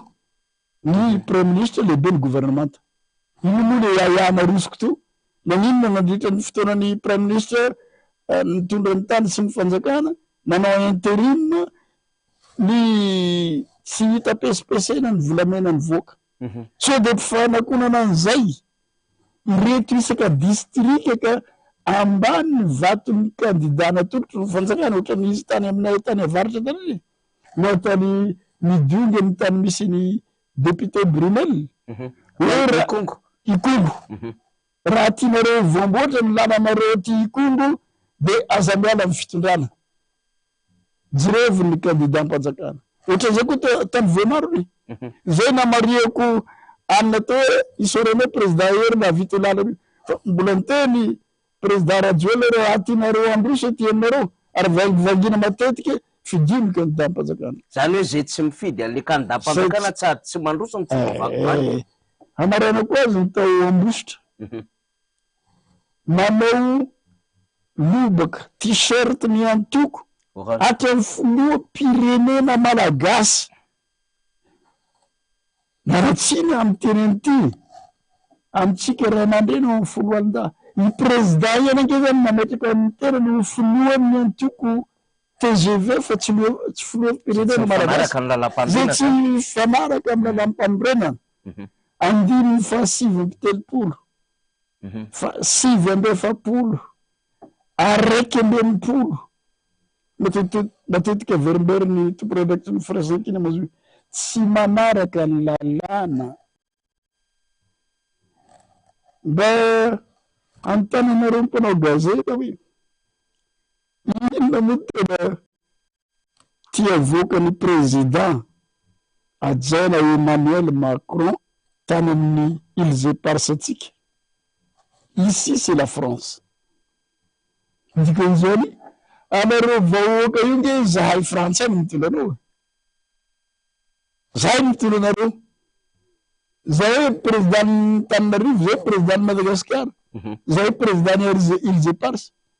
dikany ve izy tenany no tiany tenenina sa le olona mitondra atsika zay izy ihany laza hoe inona moa ny valeur ny taratasy 20 centimètre atao am-posiko tsy efa avela zany nefa mampalahelo ny mpitondra pahalalana ny arbitre eto amintsika ny androm-panjakana na fitsarana na ny HCC zay tena tsy nampoiziko fa olona mba tena ny andrendraiko ary nantenaiko président ny HCC io tamin'ny fotoan'androny manaiky zavatra ohatran'ireny nisehony tany Sénégal moa sa tanany Afrika nandà mihitsy ny fitsaranam-bony Sénégal tamin'ny fifidianana firenena farany teo nandà ny fitsaranam-bony nitsika zay zavatra ataony ny mpitondra no lasa baibolitsika le folo anda miaro ny vahoaka sy ny fananany lasa miaro fomba fitantanana tsy mazava miaro mpitondra zay zavatra nampanantenany rehetrarehetra nanomboka tany amin'ny constitution ny kianjan'ny demokrasia ny constitution ny tondrozotra tsisy ny tanterahana teo reny ray no tena ifikirana iarovana fa le vahoaka mahatsapa hoe efa be loatra ny hoe mifandehan'ny kolokolo eto Madagasikara izy mitohy amin'ny fifidianana ara-tantara ndre matovavao Benjamin mba tia fantatra kely ako miaina na crise post électorale ianao sy miaina ihany ko nahita ianao misy an'izany hoe ny ministéran'ny atany mikarakara fifidianana ny tao ankopola vao nitsarovako zany omaly zay ny antony tonga tamin'ny teteza mity mba elana amin'le olana ara-pifidianana andoranga asina le voamera-pirenena maly eo tena satria nisy an'le bulletin multiple am'ireny ny atitany manatitra azy any amin'ny tsy voatitra sy ny fomba fanangonana vokatra mivadika ny lakany eny an-dalana eny de very daholo mivady samihafa sy ny sisa de ny elana an'izany rehetrarehetra zany de hoe mba anao senitsika de bulletin unique ka nantso tena fotaka ny zava-misy amin'izao fotoana zao fatako ny fahitanao azy zay indrindra ary zay no anaovako antso avy tary aloha tary hoe mba manaingy atsika nanao sonia ny tondro zotra rehetra ary mahafantatra fa raha 5 nay folo nanao sonia mety mankasitraka ny zavatra hafatra ataoko zany indrindra ry madame Lanto Rakoto Mavo ry premier ministre Roindefo ny namana voninahitry Jean Eugène sy ny sisa tena miangavy mihitsy hoe ndao tsika anao rapport any amin'ny SADC sy ny Nations Unies momba ny fandehan'ny zavatra hatram'izay ka hatram'izao zavatra voasoratra tsy nisy ny tanterahana ny fitantanana tena tsy fitantanana itsinjo ny tombotsoan'ny firenena fa kolikoly tsarymbola tratra izy manao kolikoly volamena sy ny bois de rose ny sokatra hitantsika teo record mondial ary le dirikabon'ny présidence dirikabon'ny présidence mena mission avy tany président Paul Kagame Rwanda avy tany de tonga de Mozambique na tany Angleterre négoce mangataka hoe 5% inay raha hitrandraka ny rena ankibon'ny tany eny aminay nareo reny tsy mandehandeha ho azy fa saromana fotsiny mba tsy anala baraka ny mpitondra malagasy fa manomboka sarotra afenina izy io hitantsika tany Vondrozony ny tompona rehetra voalohany ao anatin'ny district ny lefiny ny magistrat to ny solontenany seny miaraka ny soni de tsy azavaina amin'ny vahoaka fa tonga de entina mandositra ohatran'zareo ndray midalo midika ave zany fa pénalement responsable reny olo reny tena responsable eny ary misy vaovao mirotsaka mo Andriamatoa vaovao Benjamin eto satria amin'izao fotoana izao zany dia tonga eny amin'ny foiben'ny senia ny filohan'ny vondrona politika firaisankina Andriamatoa Marc Ravalomanana izy ty manahirana ny raharaha misy amin'izao fotoana izao zany ary tsy mipetrapetraka mihitsy ny firaisankina foibe zany de tonga eny miseny zay hitantsika amin'ny sary moa zany ny filoha Marc Ravalomanana tonga eny amin'ny seni zany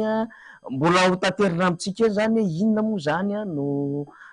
antipatongava ny filoha Marc Ravalomanana sy mipiaradia aminy eny amin'ny seni zany fa taorina ny fangatana fampitana ary nanaovana fampitana reo fitanana antsoratra zany ny fifidianana PV zany amin'ny confrontation na PV nataony anitra Razafy Manansoro zay mpitarika lisitra firaisan-kina boribory tamin'ny voalohany dia efa nambaraka teo fa tonga ihany koa Rabekijana Solofery zay candidat amin'ny firaisan-kina parafaravola de hitantsika zao zany aperinasa tanteraka miaraka amin'ny maître Eloandry Tefomijoro amin'ny sary ahitantsika azy zany candidat Rabekijana ihany koa zany efa eny atoerana amin'izao fotoana izao eny amin'ny foibe seny alarobia betsaka ny vaovao zany zay karoatsika trandrahantsika amin'izao zava-misy izao zany de mino fa rehefa feno ny fahatongavan'ny vaovao am-pelantanantsika ny amin'ny hoe de nanahoana le resaka confrontation na BV de hoentsika tao anatin'ny fandarana zay le mahafandarana amin'ny vatanazy rehefa tonga vaovao Benjamay fa Goavambelo zany ny candidat zay manantona ny CENI manao confrontation na PV efa teny feno Ralambomalana teny Anitra Razafy Manansoro eo ihany koa Rabekijana Solofery mino fa mbola hoavy maro be satria efa misy vaovao voaraintsika zany fa aleoloha hivoaka le vaovao de resahantsika izy tonga eny ihany koa zany lehibe amin'ny vondrona firaisan-kina tsy mampipetrapetraka an'izao zava-misy zao fa tena hoe tena gravy zao zava-misy eto Madagasikara izao alefa to vaovao Benjamay reny zany ny vaovao tena mafana aloha zany de zaraintsika eto amin'ny fandarantsika fijerinao azy mafana satria mbola tamin'ny fifidianana filoham-pirenena efa hita taratra io fihetsika io anankiray amin'ny anankiroa tamin'ny 120 candidat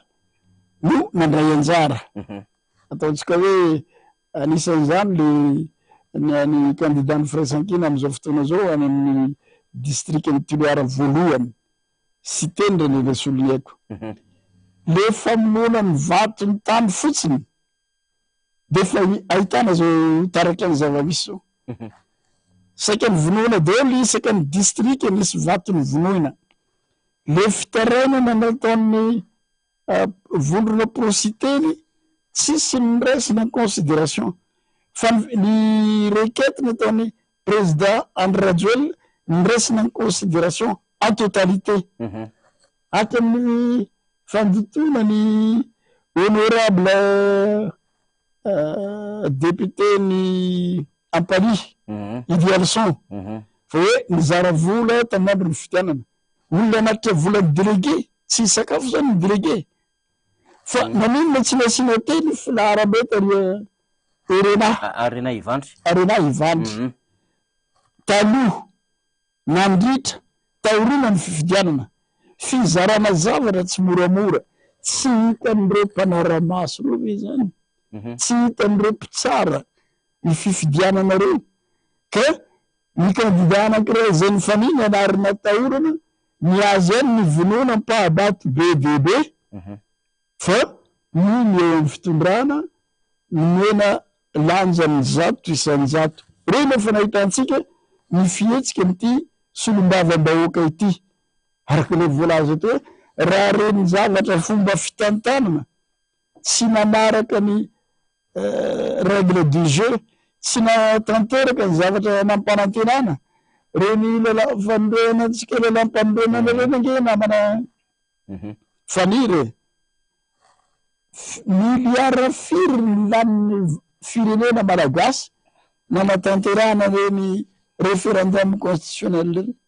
firy ny volantsika volam-pirenena ny laniny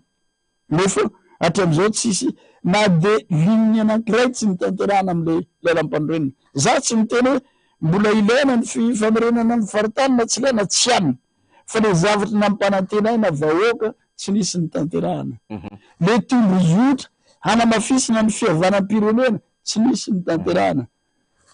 avy tamin'ny président Shell teo angataka le olona nge mitsy ao anaty fitondrana tsy hoe anosika vahoaka hikorontana fa namentana ny vahoaka hanadio ny kianja aloha mba adio ny fomba fitantanana ny firenena mitaky ny fahadiovana zany ny olona tokony niarovan'ny foloalinda satria tanindrazana sy lalàna ny foloalinda ho an'ny vahoaka ny vahoaka ny tompony fahefana fa mitsombadika ny fandehany zavatra amin'izao inona ny antony zay nanongaiko ny namana to ndeo tsika rehetrarehetra nanao signature mitondro zoro zay nahatsapa fa mba efa tsy rariny loatra ny fomba hitantanana ny firenentsika anao tatitra eny amin'ny SADC sy Nations Unies hoe tsy arakaraka ny zavatra ny fanarahana convention internationale na ny lalam-panorenana anay tsy nisy ny tanterahana zay mitaky an'iny fangatahana hoe mba petraha mikanja demokrasia tany Ambojatovo esory ny ministre ny serasera sy ny ministre ny fitantanam-bola vomaika pire am'izao fotoana pire ankaza ny mpanohitra zay hitako hoe ataovy ny confrontation nationale tsy moranarana reny basy sy ny grenade lacrymogène fa concertation nga mantena teneny concertation fa hoy zany hoe ahoana ny fiarovana ny safidim-bahoaka zay indrindra zay ny nanangana ny Fraisankina io KMSB isaka ny district io mba hitsangana tamin'ny présidentielle tsy nahita mouvement ohatran'ireo fa zao isora zay sahany joro fa manomboka miainga isaka ny district io ny tsy fanekena mitovy amin'io Faratsio ny Vondrozy tany reny may be de vote reny ake matetika ambadika ataony zay olona matato resy fa tsy olona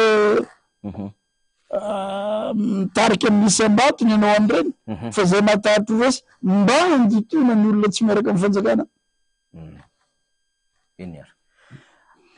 mivoatra ihany vaovaotsika de tsika miezaka mampita ny vaovao mivatana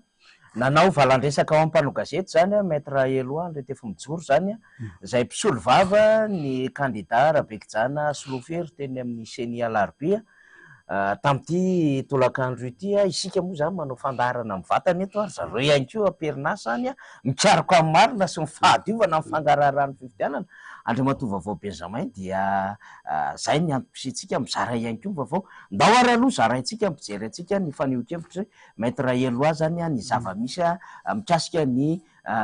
zavatra hitan'izy ireo teny amin'ny Seny Alarobia. Ny tanjony ao anatin'izao confrontation zao dia ny voanina tena safidim-bahoaka marina tao anatin'ny district na Farafaravolo tsy mitaky zavatra hafa zay na mila vanina raha mangataka confrontation fa tsy ekenay kosa ny fanidikodonana an'izay safidim-bahoaka izay ary iverinay ary inonay fa iverina amin'ny tokony ho izy ny tena safidim-bahoaka tao Farafaravolo zay raha ny résultat ny élection tao Farafaravolo zany amin'ny PV zay opératana ny délégué de candidat aty amin'ny Fraisankina dia mandresy tafiditra faharoa zany ny candidat Rabekijana kanefa raha ny résultat zay navoaka tao amin'ny SRMV dia resy fa rasany amin'ny troisième place indray ka ny famerenana amin'ny lôny an'izany situation rehetrarehetra zany zavatra angan-javatra misy finiavana anao osika ara-pifidianana zany no antony hangatahana zao confrontation zao. Inona moa zay misy osika le izy satria raha ohatra ka ny résultat zay mivoaka zany namena ny délégué de candidat dia fantatray ny isambato tokony azo ny candidat tsiraray avy ny an'ireo candidat hafa ihany koa zay tsy zahay ihany dia mitovy ny PV ny opératanan'izy ireo sy opératananay ny résultat nefany mivoaka tao amin'ny SRMV dia tsy mitovy amin'izay eny aminay izay ka zay ny antony anaovanay de confrontation. De tsy mbadiky ty raharaha ty zany Farafaravolo iny mila fasahiana zany reo olona miantrika an'ity zavatra ty ary zay no akasirahantsika zany an'ireo candidat sa zany mijoro am'izao fotoana zao tsy manaiky lembenana de miteny ny zavatra hita miaraka amin'ny mpisolo vava indray ary amin'ny vaovao le anarana moa tsara be Andriamatoa Vaovao Benjamin satria misy vaovao eto ohatran'ireny ndray fizotrondra efa nahelotrireny ve aloha ianao amin'ny raha-pifidianana hatramin'izay aloha zany tsy fantatro ny expérience politique ny papa Vaovao Benjamin na io aza le mpitondra ny fandimby mety misy alaim-panahy ihany any ambany volo lavitra sy alina any mampitombo ny vatony le candidat amperinasa na manome vana sy tombony ho an'ny candidat amperinasa fa tsy ohatran'ireny kosa ny fisehony reto avatsika ny fitondrana reto mba entina fanampo diso tafahoatra ary nitsoroko teo hoe ny olonle fitantanana tsy lavorary hatramin'izay ka hatramin'izao so de vaky bantsilana ny zavatra hafenina matetika moa rehefa miteny ny olona ny mpanara-baovao de hoe anareo politika mpanao politika ny manakorontana anareo zao no manakorontana am'izao nga mabaribaro fa teny fitondrana an'ireny manakorontana satria zay olona enitsika misony amina PV hafa alternative foibe olo-panjakana daholo ro vondrozony tsy naheno atsika hoe misy solitenany fiarahamoniny pirenena atao hoe misy solitenany toko-panohitra mba misony fa ino ny tena mariny fa olo mpitondra fanjakana daholo na masony dika zany efa lalantery tsy maintsy lalovany reny amin'ny fanakonana hoe raha tsy mahazo maro anisa zay zay no lokolokana reny présidentiel reny angena roa taona taloha efa bebe ny tompona andraikitra sahany laza hoe premier tour de vita amin'ny fifidianana filoham-pirenena so de mba zay koa no mandrakotra nyty fifidianana solombavam-bahoaka ty nanylazaina fa hoe fifidianana any fotony nivoaka résultat mbola solon'ireo solitena mpanjakana ihany résultat entina miakatra ty amin'ny folibe tratra izy io ka isaka ny district re misy kany Vondrozo misy kany amparafara vola ohatran'ireny isaka ny district ka hitantsika no ny matetika ny olana manko le solitena avy any ivelany observateur internationaux ny matetika olana zareo résultat mijerevany fa inona ny pirany résultat io any tsy voadininy satria anao raha tsy solitena mpanjakana ataonao ona moa hiakatra avy any Vondrozo avy any amparafara vola andeha amin'ny Colbert Hôtel de France Carlton Colbert hanatrika am'ireo ny observateur internationaux na anao ngamba tsy avelan'le sécurité ifampiresaka aminy ka miavy ty ankilany zany tsy tafitra misehatra na national na international fa ny mpitondra ihany no tafita etsiro andika mbola tsy eno akory ny vokatra manerina ny nosy ny fomba natanterahana ny fifidianana manerina ny nosy efa tia ndray conclusion sahady ny mpanaramaso avy any velany hoe mizotra ampilaminana manahiran'izay tokoa eny ary fa mahazo toromarika avy amin'ny namana teknisiany tsika fa na ny hevitra ihany koa zany ny metra ianitra raha zafy manatsoa zany taorina ny dingala voalohany zay nataony tenen'ny CNFB nanao fampitana de alefatsika indray aloha zany satria fizaram-baovao moa nataotsika sady famakafakana no fanehon-kevitra ihany koa atao anatin'ny fandarana arovako ny safidiko mba avy hatrany andro mitadiny marina ny alety amin'ny CNT zany mangataka ny anaovana confrontation ny bureau de ny PV bureau de vote par bureau de vote ny antony de zao tany amin'ny SRV zahay tsy nahazo ny PV de clôture ny résultat tsy ny affichena tany ny résultat ny Tananarivo voalohany kanefa misy différence misy elanelany zany ary tsy mitovy amin'ny zavatra ompelatananay ny zavatra zay navoaka zay sendra hitanay tany amin'ny télé tany tany hainao manjery zany ka mba ahafahana malala ny marina sy mahita ny marina fa indrindra miaro ny safidiny vahoaka na vatoray na vatoroa rehefa mandresy ianao dia mandresy rehefa resy de resy ka tsy misy an'izany hoe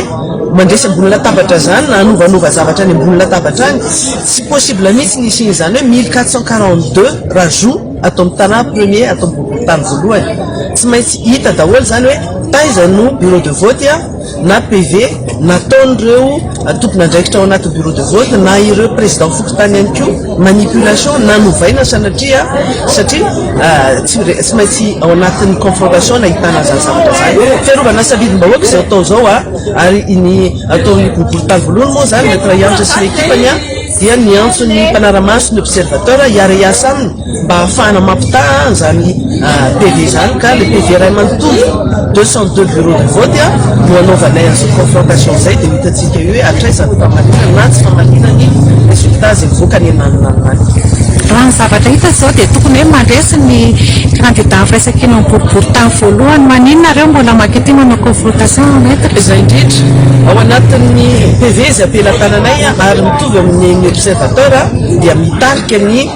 maître Yantra Larana Fadimy dia ny zavatra mivoaka tany amin'ny seny tany nefa dia hoe zay indray lasana Larana faharoa ka zay no teneniko ia hoe rehefa mandresy dia mandresy ary rehefa resy dia mahay resy ihany koa fa tsy misy zavatra hodikodina na misy zavatra pina any akoatra ny kolikoly sy ny fanaovana bulletin précoché tany amin'ireny faritra zay natratraronay amin'ireny fangalaram-bato sy fifidianana vatolona reny. Iny mbola tantara hafa ihany koa iny satria ho hitanay rehefa manao confrontation hoe taiza le bureau de vote nanao zavatra tsy nety, iza no tompona andraikitra tao, iza ny lehibe fokotany tao satria ireo amin'ny ankapobeny miara-ny asa zany akoatra n'le olona zay vidiana nanaovana bulletin précoché sy vidiana vato sy naprisiana ny fifidy amin'ny lalany zavatra tsy mendrika sy tsy valahara moa zany aveko foana hoe tsy valahara ny zavatra ataon'ireto olona reto. Inona zany ny afatra atao amin'ny candidat manerana Madagasikara? Afatra ho an'ny candidat rehetra na ny candidat ny firaisakina na ny candidat hafa ihany koa zo tanteraka ny mangataka ny confrontation sy manao réclamation mihitsy ijery ny marina ary tsy miraviravy tanana. Tsy hoe mandresy ianao dia mipetraka fotsiny ohatran'izao fa aveko foana hoe na ray na roa vatonao rehefa anao iny dia anao fa tsy mila angalarina iny. Dia toy izany ihany koa ireo zay hoe resy noho ny tsirariny be dia be le halatra zay eninay eto hoe ny any tany Moramanga, ny tany Manakara, ny tany Analalava matsiravina be ny zavatra niseho tany tena matsiravina. Nisy olona anankiray fotsiny olona ray no manao soni amin'ny émargement amin'ny liste électorale. Nisy olona anankiray fotsiny manao lavitondro. Nisy tena hoe iovaina mihitsy ny chiffre zay ahafahana migonfler ohatra hoe zany hoe 47 ohatra nanjoa ny député feno ao anatin'ny 3e arrondissement 47 fito amby efapolo dia nitovanana hoe ambizato le ambizato natao majuscule zay tsy mitovy mihitsy amin'le soratra. Zany zavatra zany raha mitranga eto amin'ny Tananarivo renivohitra dia mitranga vao maika loza any amin'ny district hafa ka tokony tsy misy miraviravy tanina hoe mieritreritra hoe tsy ahita rariny, tsy maintsy ataontsika procédure épuisentsika procédure ahafahantsika mandeha amin'ny dingana hafa kokoa rehefa hita fa tena tsy rariny ary tafahoatra zao alabato tena alabato maneraka Madagasikara ty ary tena tenentsika hoe tsy fifidianana no mitranga amin'izao fotoana zao fa tena hoe fangalaram-bato ahafahany mametraka maro anisa artificiel eo anivony antemera-pirenena zany zava-doza be zao na firenena tena zava-doza be mihitsy zany mila mahafantatra zany ny vahoaka ao anatin'izao. Zava-doza ho ny mety ranitra tsy fifidianana araka ny tokony izy itony fa tena alabato tsy fakahitana manerina Madagasikara. Maraparantsika Andriamatova vao Benjamin ny fiviananao teto ary misy fampizarantsika mijery mpanaraka antsika moa zany amin'izao fotoana izao ireo vaovao amin'ny vatana efa tonga eny amin'ny Senifobe ihany koa Andriamatoa Parrain Auguste, Andriamatoa Rivo Rakotovao, Andriamatoa Rakoto Arsofaniry Alban sy ny solitena ny président Siteny Randrena Soloneko miaraka amin'ny président Marc Ravalomanina zany tsy mamely irery ny candidat fa tompona andraikitra mijoro manoloana ny zava-doza zay miseho amin'izao fotoana izao amin'ny resaka fivadiana vato, ny fanoratana tarehimarika amina antota taratasy, firaiketan-tsoratra, ny fandisam-bato, ny fitsimadia ny tarehimarika samihafa sy ny sisa zay mety fomba iresahantsika azy dia ely ireo ray aman-dreny zany diky zany fa tsy irery ny candidat ary ny goavana ao anatin'ity raharaha ty dia hoe tsy ny candidat ny firaisakina ihany voary fa raha mijery ny tany Vondrositsika dia misy candidat tsy miankina fa misy fa ny hokevitra nataona namana anankiray zao zay niaraka tamina candidat iray tetsy amin'ny boribory tamin'ny voalohany dia ho alefantsika fa hitantsika ny sary aloha zany ny firaisakina eny daholo Parrain Auguste, Rivo Rakotovao,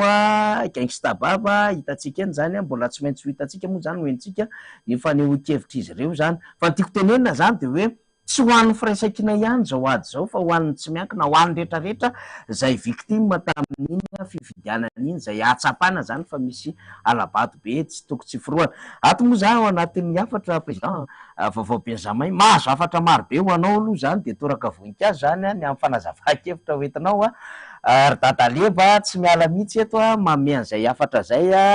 ry neny any Ambatolaona any ry Sandrine manaraka antsika amin'izao fotoana izao a monsieur Ernest mandefa message ato zany amin'ny hoe tena manaraka tsara ry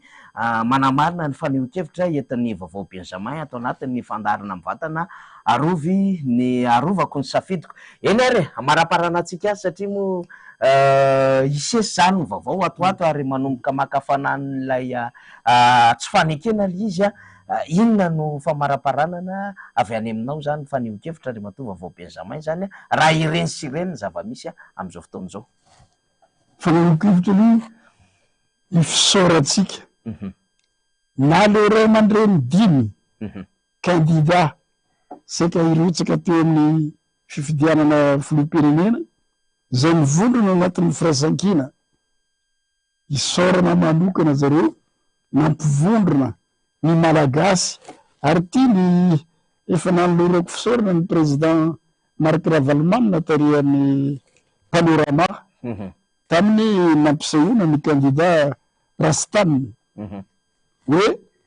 nampitenenina voalohany moa ny tenako tamin'izay amin'ny maha doyen avy any amin'ny faritra sady namoana ny candidat ny firaisan-kina voalohany boriboritany voalohany notre hantra no namoana koa ny taona ny mpianatra sy ny mpiavy rehetrarehetra amin'ny faritra Moipo Ankatso ny fidy amin'ny Rastan satria io boriboritany anankiroa no tena varavarana nampiseho any maha renivohitry iombona amin'ny Madagasikara mbola tany amin'ny fanemoan'ny repoblika voalohany rehefa nitsangana université io zany varavarana nidiran'ny tanora avy tany amin'ny province rehetrarehetra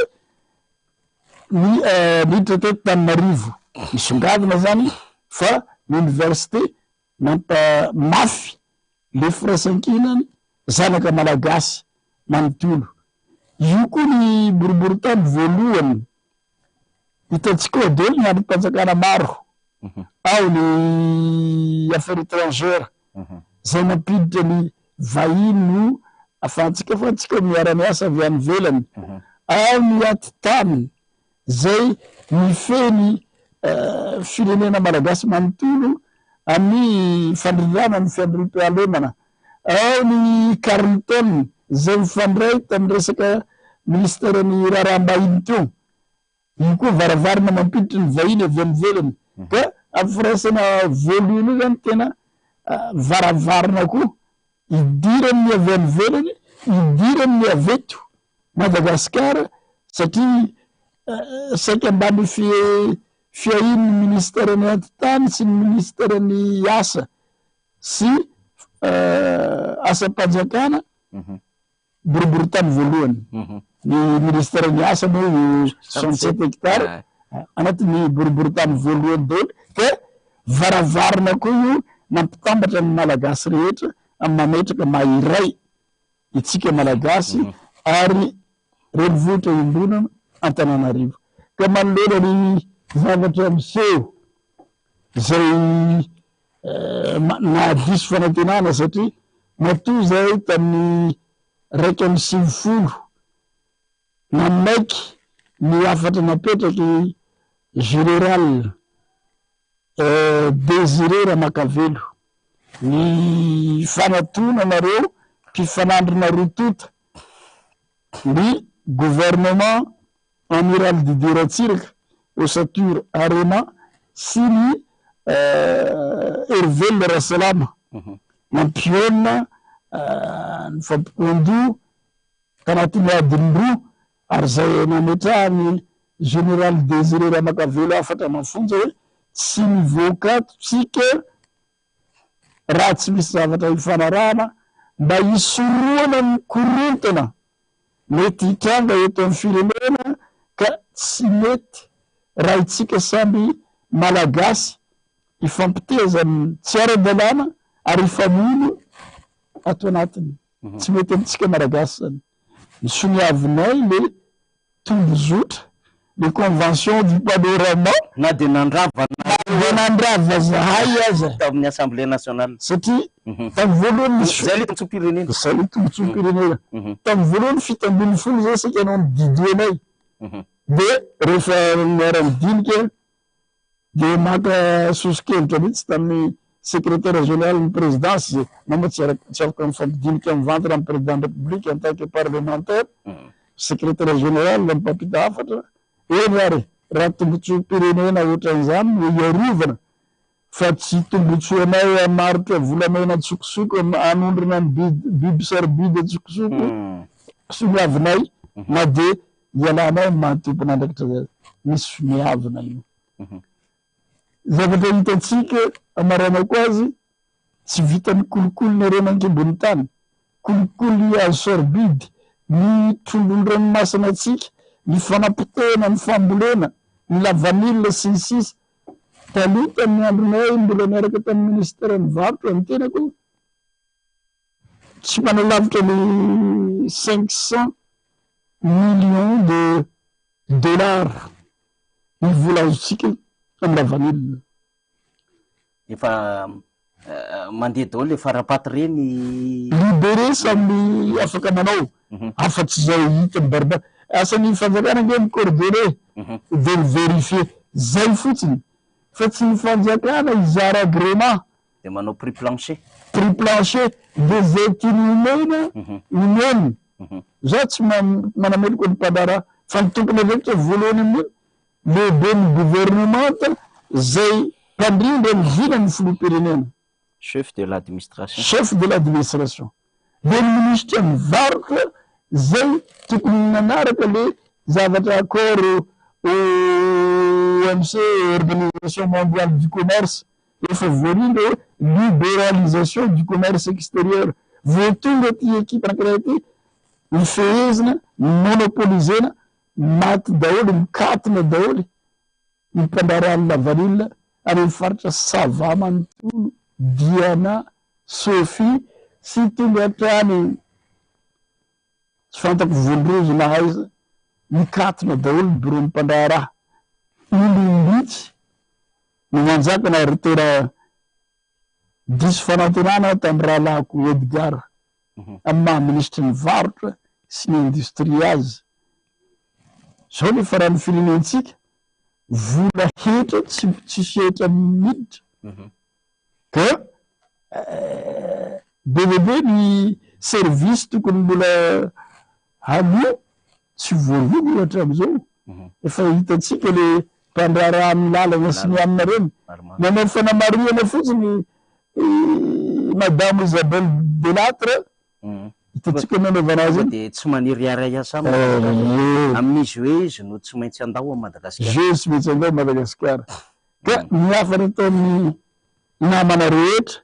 aleotsika na ny folo alin-daza ray aman-drenitsika satria io no miaro atsika za tsy manameloko ny folo alin-da fa ny mpibaiko azy eo ny tompony andraikitra ohatra ny gouvernement ny lehibe ny tompony andraikitra matoa miseho rehetrarehetra re tsy ary-mbola misy fanazavana mazava tsy teny maro fa na nahavoany sagy avy ny savany honorable Tsiliva teny vato volamena 12 kilomètre hoe nientiny rehefa viteo tsy nahitana n'inony iny na mpiaka PB Serge Gillet hoe manomboka zao hoe hiditra lalina zay amin'ny gendarmerie anao famadiadina avy any fotony momba reny famoana ny ere-pirenentsika tsy hita pesipesena reny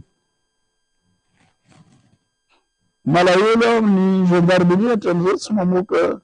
rapport ino nalatsaka ny hélicoptère-ny Serge Gillet avy tamin'inony so de misy fifandraisana am'rehefa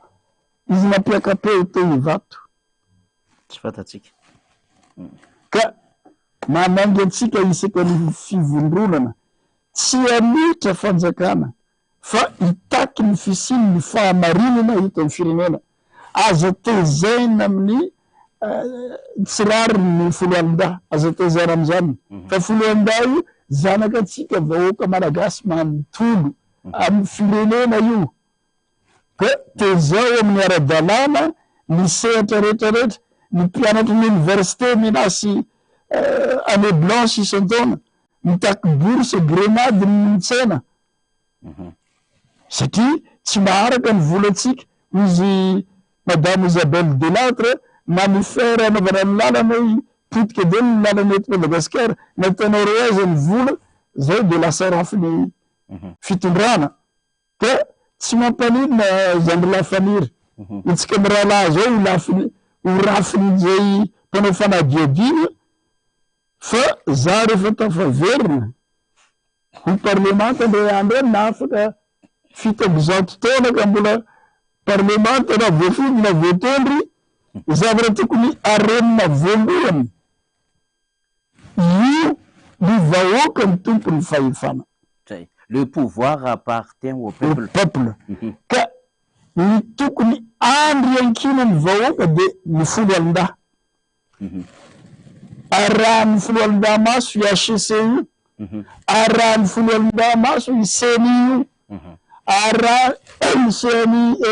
folo alin-dahy maso ny secteur économique rehetra ohatran'izao fanapotena ny lavany fanapotena ny tantsaha fanaovana kolokolo ny volamenatsika fanapotena ny firenena reny tokony anaovan'ny folo alin-dahy fanadiadiana voalohany fa tsy atosika tezaina amin'ny fiarovan'olona natao fanadiadiana azy na mbola tsy meloko ahitana ny maro tsy atosika am'izany ny folo alin-dahy fa ijoro amin'ny fahamarinana hoan'ny taninrazana ary manainga nareo folo alin-dahy baiko aloha baiko fa lanjalanjao ihany ny zavatra nampianarina nareo zahay tsy mahay sy ny asa atao sy ny baiko omena ka ampamarana ny moa araka volazantsika to aleotsika nangana rafitra hiaro ny safidim-bahoaka isaka ny distrika aleotsika zay nandray andraikitra nandanina amin'ny raharaha politika hatramin'izay mba sahanao rapport na ny sadeka sy anany firenena mikambana ny zavatra ny fanarana teto amin'ny firenena isampirenena tsisy ny tontosaina tsisy ny tanterana ny vahoaka mitakezay ndray ny atao hoe mpanakorontana gadrana vetivety lasa famitorana ny fiadanana ny amin'ny brigade criminel misy jereo ny tompona ndraikitra mahatonga le olona menmenina mahatonga le olona tsy faly le tompona ndraikitra manosika ny sin'ny korontana tompona ndraikitra ny fifidianana tsy ny vahoaka ny tompona ndraikitra amreny fa zay tompona ndraikitra andrindra ny fifidianana andrindra ny toekarena amin'ny masotsika nareo folo alin-dahy ho andrendrainao any ihany satria zana bahoaka nareo mpiaro ny firenena nareo arivo ny firenentsika fa tena momba nareo ny vahoaka misaotra nareo namana faniry sona nasanay faniry lasany ampita ndray nianarany zandriko rehefa faniry sy ny mpiara-miasa aminao ny teknisiana ary ny tompona ndraikitra voalohany mitazona ny direction ity fampilazam-baovao fampitam-baovao namoaka ty fandaharatsika ty misaotra indrindra nareo namana ya de makasitraka n'Andriamato vaovao Benjamin moa zany vahiny teto amin'ny fandaharatsika sady miezaka mandefa vaovao any ny namako faly zany mba ahafahany mandefa satria mandeha be zany ny antso am'izao fotoana zao zany fananganana ny KMSB dia na ny publication ataondreo namana samihafa dia efa tonga am'izay zany de mino aho fa voarainy rehetra zay ny afatra satria raha mitazapotsy ny zava-misy am'izao fotoana zao zany dia mamevana ny tsy fahamarinana ny fandikan-dalàna ny zava-misy am'izao fotoana zao i Raindina dia anisany ny antso any koa ny ananganana zay KMSB zay izy moa natao hoe Raindina dia anisany mpanao politika ihany koa tarika ny antoko solide izy de namoaka misy ny tao anatiny ny publication zany ndao ifanometana na hanangana ny komity miaro ny safidim-bahoaka na KMSB mijoro ho sarotiny amin'ny safidinao anao ny fahefana de misokatra amina hery sy sehatra samihafa zany ity hevitra ity zany mba ahafahana mametraka an'ilay fanjakana tan-dalàna de akasitrahako koa Andriamato vaovao Benjamin fa efa tafiditra amin'ny antso atarby amin'ny fandaratsika izao ndray zany Andriamatoa José Irene izy moa zany de solombavambaoka zay mbola ampirinasa satria amin'ny volana Jolay io raha tokony izy no tapitra ny mandahan'ny solombavambaoka zay nanomboka 2012 teo. Ka Andriamatoa José Irene zay député Analalava candidat farany teo zany avy amin'ny vondrona Firaisankina dia maneho ny heviny ihany koa zany ao amin'ny antso Ataribia ao raha toa ka efa tafiditra sy vonona namana faly Ramananarivo dia zahantsika ampidirina mivatana amin'ny fandarantsika. Andriamatoa solombavambaoka José Irene. Miarahaba atsika rehetra manaraka izao fanazavana ho ataoko izao. José Irene député Ampernasa no sady candidat au solombavambahoaka tamin'ny fifidianana solombavambahoaka farany teo le 29 mai 2024 teo. Ny fifidianana tontolon'ny fifidianana tato amin'ny distrikny Analalava dia betsaka ny zavatra azo lazaina, betsaka ny zavatra azo ambara mahakasika ny tsy fanarahan-dalàna. Ao anatin'ny lalàna, ao anatin'ny zany tontolon'ny fifidianana izany dia mipetraka, tokony hipetraka ny atao hoe fifidianana malalaka, mangarahara, ekeny rehetra. Ahoana moa zany ny fifidianana malalaka? Dia ny olona rehetra dia malalaka amin'ny safidiny. Ny olona rehetra izay anohana, ny olona toanany dia malalaka. Fa kosa ny olona zay voafetra ny lalàna, voarara ny lalàna, tsy tokony hanao fampelezan-kevitra, tsy tokony hita mibaribary ny fanohanany ny candidat anankiray, dia tsy tokony hanao an'izany. Kanefa inona moa ny zava-misy taty amin'ny distrikny Analalava nanomboka tamin'ny pré-campagne, tamin'ny campagne ary indrindra nandritra ny Latsabato dia hita manerana ny district manontolo. Izany hoe zany tao anatiny commune 12 mandrafitra ny distrikny Analalava ny Ramatahora nataony le tompona andraiky mpanjakana, izay zany hoe zany ny Ramatahora ny Antsonjay nataony lehiben'ny district, izay solon-tena mpanjakana tsy manana zo hanao an'izany fitanilana zany. Zany hoe zany ny lehiben'ny district, ny représentant de l'État, solon-tena mpanjakana dia manana adidy na hoe obligation de neutralité, tokony tsy hitanila na amin'ny candidat iza izy na amin'ny candidat iza. Nefa tsy zay ny zava-nisy. Ny zava-nisy dia mitety commune manontolo, enika na dia ny fokotany ary ny lehiben'ny district nandritra ny pré-campagne, nandritra ny campagne, nitety district ny Analalava manontolo izy nanao tery,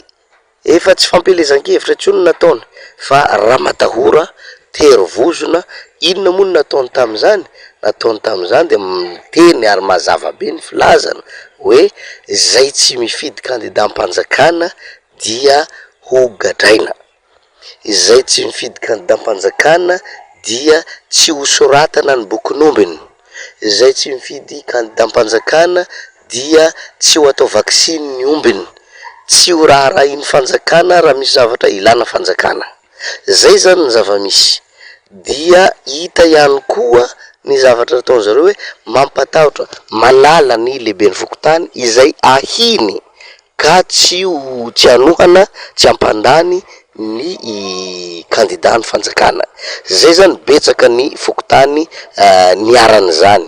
betsaka ny fokotany niaran'izany dia tezitra ny vahoaka raha ohatra ka nanolo ny se fokotany ka nilatsaka indray mandeha mbola nifidiny vahoaka ihany le se fokotany, tena janona ny fifidianana ka dia tsy ilaina milatsaka ilay lehiben'ny fokotany izay nisorony tsy amin'ny dikany, tsy amin'ny rariny. Satria ny fanalana se fokontany efa fatatsika amin'ny lalàna dia na izy maty le se fokontany teo aloha, na izy nametra-pialana, na izy le vahoaka mihitsy nangataka hoe tsy mety aminay io. tsy zany nefa ny zava-misy fa ny lehibe ny distrika no tsy tia azy satria anelingelina ny fahalaniny candidat zay toanana, zany hoe candidat mpanjakana zany. Zay zany nanisorana andreo lehibe ny fokotany reo. Tsy vitany zany ihany dia mbola mampivory ihany koa izy miaraka amin'ny délégué mpanjakana, zany hoe zany chef d'arrondissement administratif, milaza mazava tsara ary misy afaka manao témoignage mihitsy nireo lehibe ny fokotany reo, milaza manamarina hoe horohoro raha matahora no mandritry ny fivoriana. De inona moa zavatra voalazany am'izany? De zavatra lazainy mazava dia izay lehibe ny fokotany ka manana fokotany tsy nampandresy ny candidat mpanjakana amin'ny fifidianana, io fifidianana solombavam-bahoaka io dia tsy maintsy ho tapatenda, satria milaza izy fa tapatenda hony izy raha ohatra ka tsy lany ilay candidat mpanjakana. Dia mamaly izy zany ataony mialony anazy tamin'ireo lehibe ny fokotany hoe raha vao tsy lany amin'ny fokotany fehezanareo ny antoko-mpanjakana de tapatenda nareo, tahotra raha matahora. Zay zany zavatra ataony. Teo ihany koa manampitrotraka ihany koa ny lehibe ny Sisco. Lehibe ny Sisco na chef Sisco zany zay mpampianatra rehetra ahiny fa tsy ampandany ny candidat mpanjakana dia esorina amin'ny toerana misy azy, affecté na afindra toerana hatramin'ny mpampianatra FRAM afindra ny toerana. Nefa zany famindrana toerana mpampianatra FRAM zany de tsy azony lehibe ny Sisco atao fa ray aman-dren'ny mpianatra no mikarama andreo, ray aman-dren'ny mpianatra no manao contrat amreo fa tsy izy. De betsaka ny mpampianatra victime an'izany, betsaka ny mpampianatra ny harany izany, ary misy anananay am-pelatanana ny profon'izany, misy décision nanesorana le olona, misy décision namindrana toerana nandritra ny fampelezan-kevitra tamin'ity fifidianana solombavam-bahoaka ity. Zay zany ny zavatra misy nandritra ny fampelezan-kevitra. Inona ndray ny zavatra nisy mbola misy hafa ihany koa tamin'ny fampelezan-kevitra dia ny médecin inspecteur ndray koa nanao namindra dokotera anankiray. Io dokotera io de maire am-Pernasa,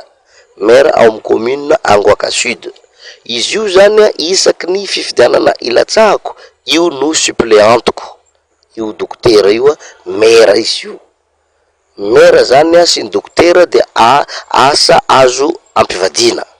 satria zay ny voalazany lalam-panorenana, zay ihany koa voalazany lalàna momba ny fifidianana. Raha ny dokotera na ny mpampianatra de azo ampirafesina amin'ny mandat électif na ny toerana olombofidy, azo atao zany. Fa ama dokotera azy no nitondrany famindran-toerana, fa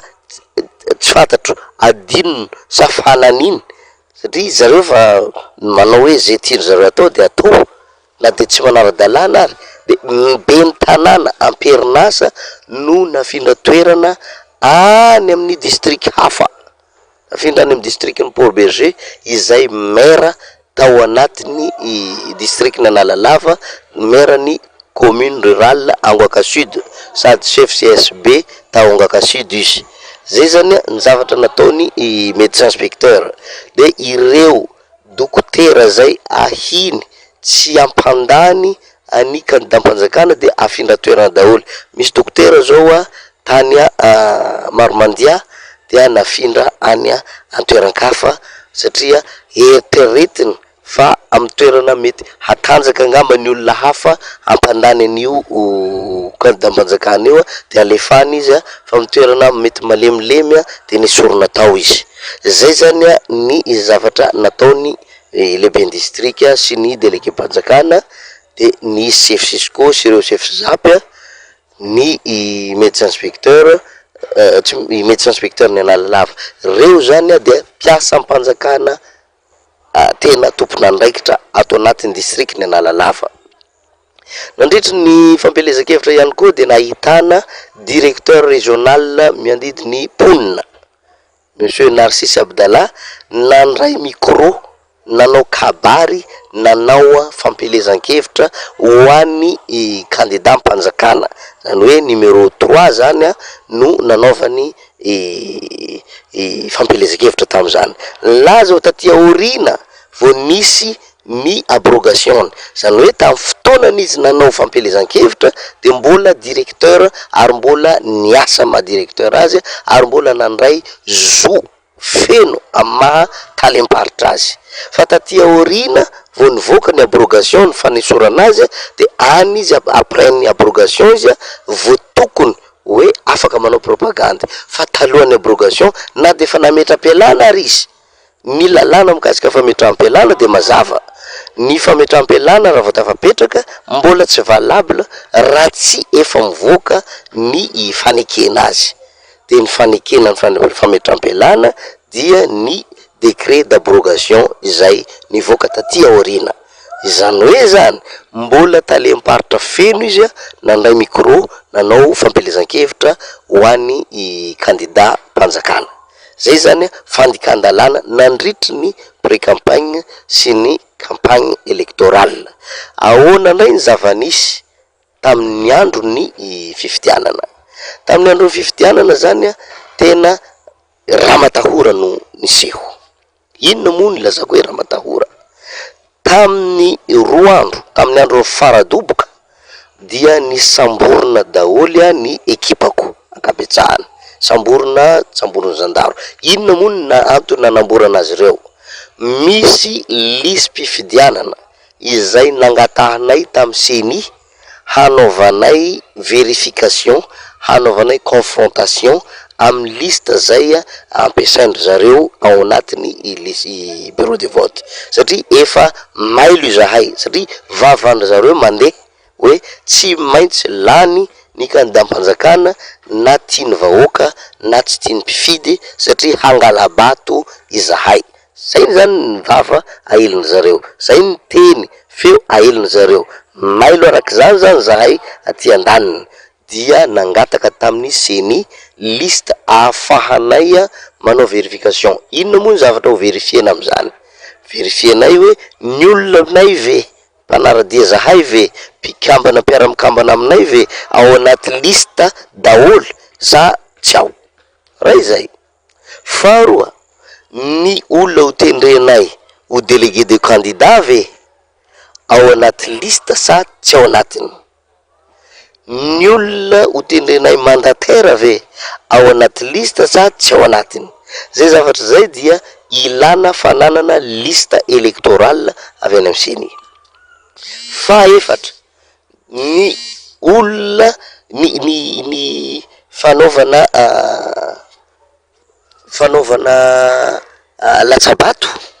dia matetika miteny ny tompon'andraikitreo raha olona tsy tiany ifidy dia tonga de ataony hoe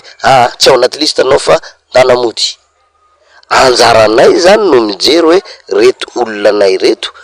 électeur reto raha anaty liste izy zay afaka hiteny hoe non, ao anaty liste kosa reo de io anarany ao anaty liste avelao izy ifidy. Ka zay zavatra zay tsy tiandry zareo fanananay liste.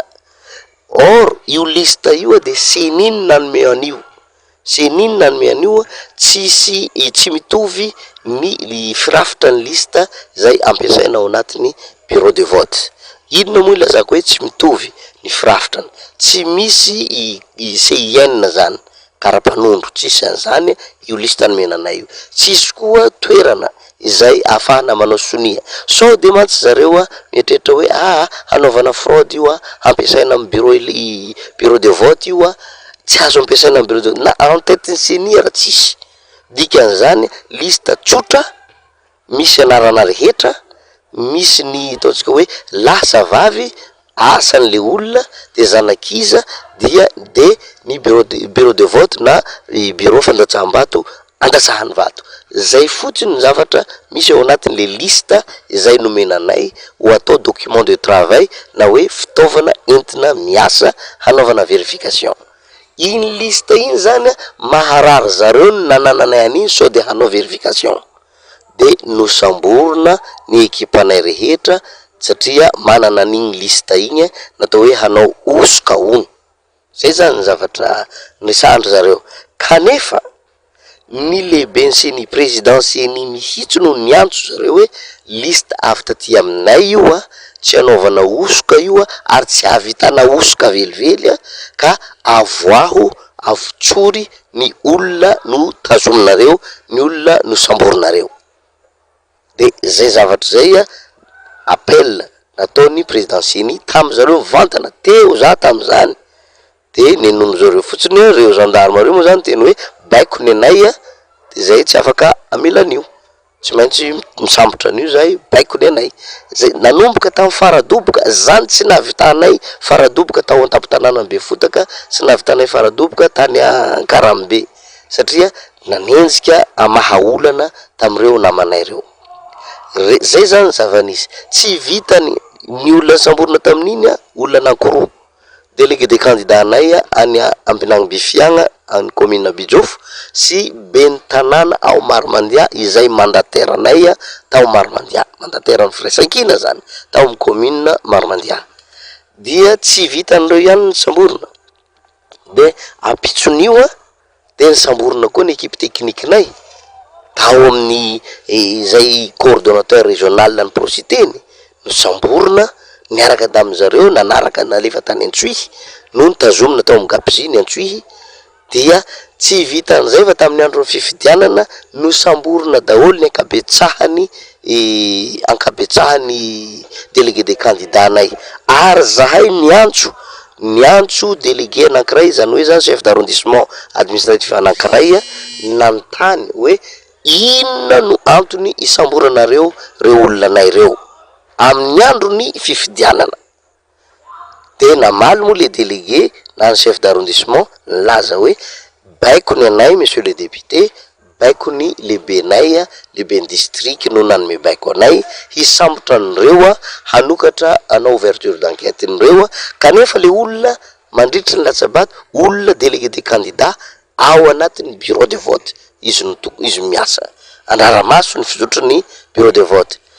Dia tsy voatany zany tsy maintsy ny samboriny zareo ihany, ary nanontaniko le délégué hoe délégué rehetra ve, chef d'arrondissement rehetra ve no nomena baiko, eny tompoko izy manana horonampeo zahay azonay alefa eto ihany koa ny horonampeo tamin'ny telefona izay nifandraisanay tamin'ny délégué mpanjakana anankiray. Zay zany ny zava-nisy. De tsy vitan'izany ihany fa ny tety bureau de vote rehetra, ny lehibe district, ny délégué mpanjakana mitondra basy ny gendarme nandroaka namoaka ny délégué des candidats nay rehetra manerana ny district ny Analalava ankoatry ny tao amin'ny tampon-tanànany Befotaka Avaratra, satria zaho tao zany tam'zany de tsy sary zareo nanao an'izay, ary zay no natonga tao amin'ny tampon-tanànany Befotaka Avaratra nandresy zahay, nitarika zahay tamin'ny Isambato. Fa ny sisan'izay de navoaka, tsy vitany navoaka fa nanaovana nirahonina. De le olona mandeha mandatsabato de tenenina hoe anareo raha te higadra manaraka an'ireny namanareo reny dia mandatsavato amin'ny Joser, raha mandatsavato amin'ny candidat numéro 2 Joser anareo de tsy maintsy samborina, fa mila mandatsabato amin'ny candidat mpanjakana numéro 3 Soflira Francia. De misy tonga sasany de andatsabato, sasany moa zany tsy tonga andatsabato satria matahotra, raha matahora antson'izay. Zay zany zavatra na tena terivozona, tonga ao de andatsabato to de efa miteny zareo satria zay fa tsy nanana délégué des candidats, miteny le olona reo zany manao témoignage azy taminay hoe tonga tao andeha andatsabato, eto ny andatsahana vato, raha tsy manao eto nareo mandeha anamody fa zahay tsy afaka ampandatsabato anareo raha tsy andatsabato amin'ny numéro 3 candidat mpanjakana. Zay daholo zany nanerana ny district ny Analalava ny zava-nisy. Eo le raha matahora, eo le terivozona amin'ny fifidianana, tena tsy fifidianana tsony zany tato fa terivay-manta, tsy nisy fifidianana malalaka. Zay zany mahatonga za miteny hoe tsy nisy fifidianana malalaka tato anatin'ny district ny Analalava fa terivay-manta satria baiko. Zay zany ny raisiny lehibe ny district,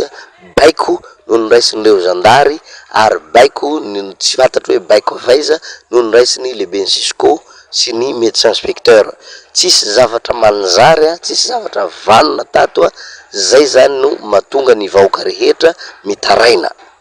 mangataka zareo hoe hanafanana niny fifidianana niny tato agnatin'ny district Analalava, mangataka ny hamerenana azy raha ohatra ka tena hoe tany demokratika marina ny Madagasikara,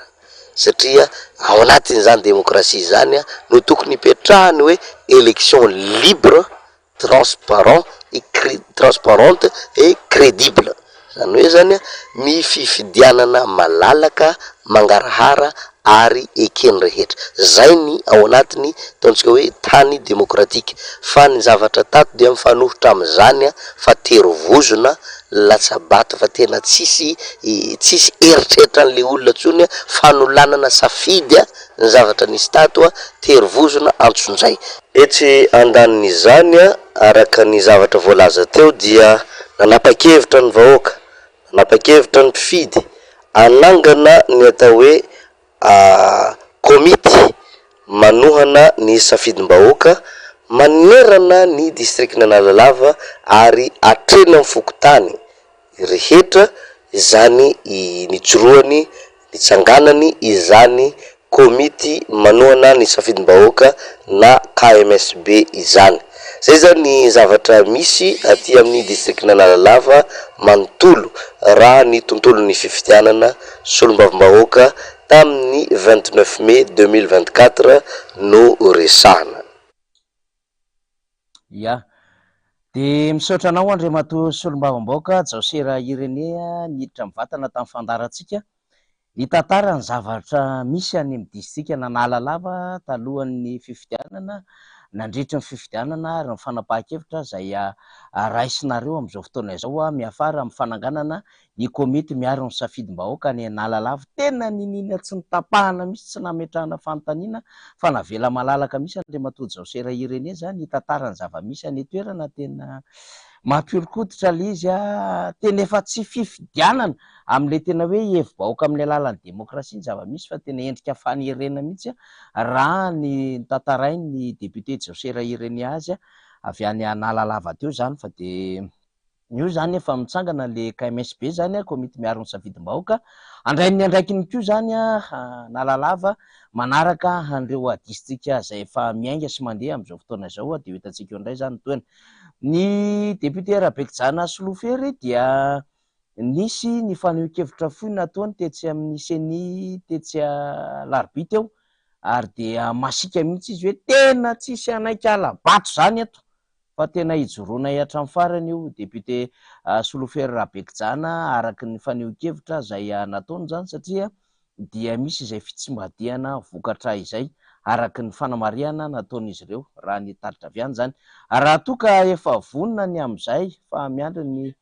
toromarika avy amin'ny namana teknisiantsika de izay faneho-kevitra entin'ny Rabekijana Solofery député any Amparafara vola zay no amaranantsika indray zany ty fandaharantsika ity. Maromaro ny vaovao zay voaraintsika ny Antoliary any misy ny vaovao voaraintsika ny Atsimo Atsinanana any misy ny voaraintsika manodididina na Antananarivo sy manodidina eto misy ny vaovao voaraintsika ihany koa any amin'ny faritra Andrefanany hoentintsika daholo zany fa eo ampandrindrana azy moa zany tsika ny fotoana koa tsy maintsy arindra sy ala amintsika satria dia mbola misy reo tetim-pandaminana ho an'ny fandaharam-potoana ho an'ny fahitalavitra sy ny radio atsika zany dia tsy maintsy arindrantsika mifanaraka amin'izay fa rehefa tonga reo vaovao samy hafa reo ho an'ny rapitso indray satria mbola misy ny fandaharantsika rapitso dia hoentintsika atao anatin'ny fandaharantsika tahaka izany zava-misy ny Morondava ny PV mihitsy no asehony tompon'andraikitra avy any Morondava ho an'ny rapitso zany satria efa mifampiresaka teo zany dia zay no ho alefeo indray zany mba ho hitany rehetra ny amin'ny hoe reo any misy pirofo araky ny zava-misy any an-toerana. Izy ity zany de saika ohatry ny hoe généralisé manerana mihitsy zany Madagasikara nahitana an'izay tranga tsy fahatombanana zay de manoloana an'izany ve hitaza fotsiny ve angina tsy hiteny ve fa de hoe de miandra pitoniny tsika sy ny sisa moa zany fa azo atao foana no mitondra n'izay fitarainana sy mitondra n'izay fanamariana samihafa ary mampiasa ny zo nomeny lalàna amin'ny fanamariana fampitana ny PV. Efa ao amin'ny faneho-kevitra ao ary ny député Rabekijana Solofery zany dia arahantsika vetivety ny faneho-kevitra izay nentiny teny amin'ny seny alarobia. Misaotra anareo mpanao gazety rehetra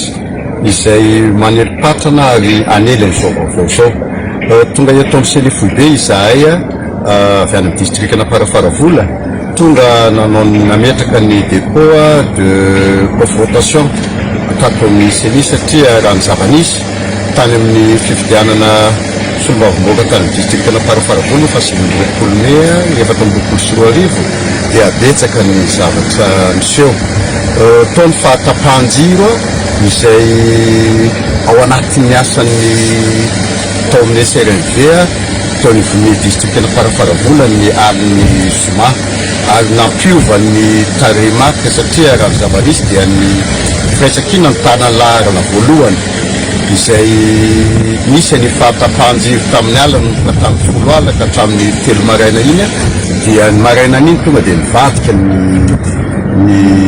isa tao anatiny dia lasa tarika laharana faharoa indray ny candidat firaisan-kina. Nanomboka teo zany dia tsy nisy ny fanomezana ny SRNV ny tendance satria raha ny lalàna misy dia amin'ny 9 amin'ny 20 amin'ny 9 maraina dia amin'ny 20 atoandro dia amin'ny 9 arivo tokony misy tendance hivoaka foana, nefa ny distrikana Farafaravola dia tsy namoaka tendance mihitsy ny tao anivon'ny SRNV. Au niveau an'ny PV azonay izay laharana faharoa indray zany izahay dia misy tombony 1025 izay ny PV azonay ary voamarinay tao anivon'ny QG anay mihitsy izay fetrisa zay. Dia rehefa tsy nisy ny tendance tonga dia miteny tao anivon'ny SRNV ny sabotsy ariva hoe inona ny antony tsy mahatonga ny tendance tao anivon'ny SRNV amin'ny mahasolom-bahoaka anazy satria wala solom-bahoaka perinasa ny tenako ary amin'ny makandidat anandray dia inona ny mahatonga ny mbola tsy ny affiché mihitsy ny résultat dia nanome moa zareo hoe tsy mbola affiché nangataka zay ny confrontation demande de confrontation satria ao anatin'ny article 192 dia atao any amin'ny SRNV au niveau ny district ny confrontation anefa ny magaga dia tsy mety nangataka ny tsy mety nanaovana confrontation zareo dia rehefa teo moa zany izahay nangataka dia efa ariva be efa tamin'ny efatra voanazo nanao ny confrontation dia ray ihany ny bureau de vote azo natao. Ny confrontation hita tamin'izay dia betsaka be ny zavatra tsy nety tao anatiny, teo ny hosoka ny rature, teo ny tsy fitovian'ny isa ary teo ny pli non fermé. Par rapport auzay zavatra zay dia nangataka izay hoe atao confrontation aty amin'ny bureau Foibe, aty amin'ny seny Foibe. Ny zavatra magaga rehefa nivoaka ny affiche, nivoaka ny tendance dia lasa resy 172 voix indray izay lasa any amin'ny laharana fahatelo. Manoloana an'izay tompoko dia raha ny zava-nitranga tany amin'ny distrikana Farafaravola dia ny bulletin ny bureau de ny PV tonga faraparany zany hoe nanomboka teo amin'ny 38 PV tonga sisa daveny dia teo ny pli non fermé, teo ny rature ary teo ny incohérence zany hoe betsaka be zany ny zavatra tsy mifandazo tao anatin'izay. Tiako marihina ainam-pirenena ity ary ao anatin'izany asan'ny solombavamboaka zany dia mpanao ny lalàna sy mipandany lalàna ary zava-dehibe eo amin'ny firenena ny asan'ny solombavamboaka. Ny tiako atongavana dia tsy nandeharako ny tokony izy ny fifidianana solombavamboaka tany amin'ny distrikana Farafaravola. Eny navoaka foana iny resultat iny fa za miaya fa tsy maintsy isamboatra ireo vahoaka izay ao anatin'ny distrikana Farafaravola ireo satria manantena fiovana apetrako indray mandeha fa iny fifidianana solombavamboaka iny dia fifidianana fanavotam-pirenena ary fifidianana faharoa amin'ny fifidianana firenena satria vitsy ny mpifidy nifidy tamin'iny fifidianana firenena dia iny solombavamboaka iny zany no fifidianana faharoa ka dia miantso ny vahoaka malagasy mba ho tonga saina amin'izao zava-misy eto amin'ny tany sy ny firenena sao indrindrandrindra vahoaka amin'ny distriktena Farafaravolo fifidianana izay natao anjerena izay hosolom-bava-bahoaka ary tena hosolom-bava-bahoaka maro mitondra ny tenin'ny vahoaka dia manaingana ireo vahoaka mba ho tony aloha fa ho hitatsika eo amin'ny fanampiny nefa na zany na zany raha vao tsy miova io io voka-pifidianana io dia eto ndray dia hitarika an'ilay vahoaka andaotsika hitrotra fa misy zavatra tsy mety eto amin'ny tany sy ny firenena sotra ary ya Andriamatoa Rabekijana Solofery solombavam-bahoaka Farafaravola iny nanazava ny zava-misy tamintsika teo iny zany ny amin'ny fitsimbadian'ny vokatra ny alina iny nitarika Rabekijana maty ny jiro maraina iny nivadika laharana faharoa tonga amin'izao fotoana izao any amin'ny laharana fahatelo misy any Rabekijana amin'izao fotoana izao depitena Farafaravola mitarika anatin'ny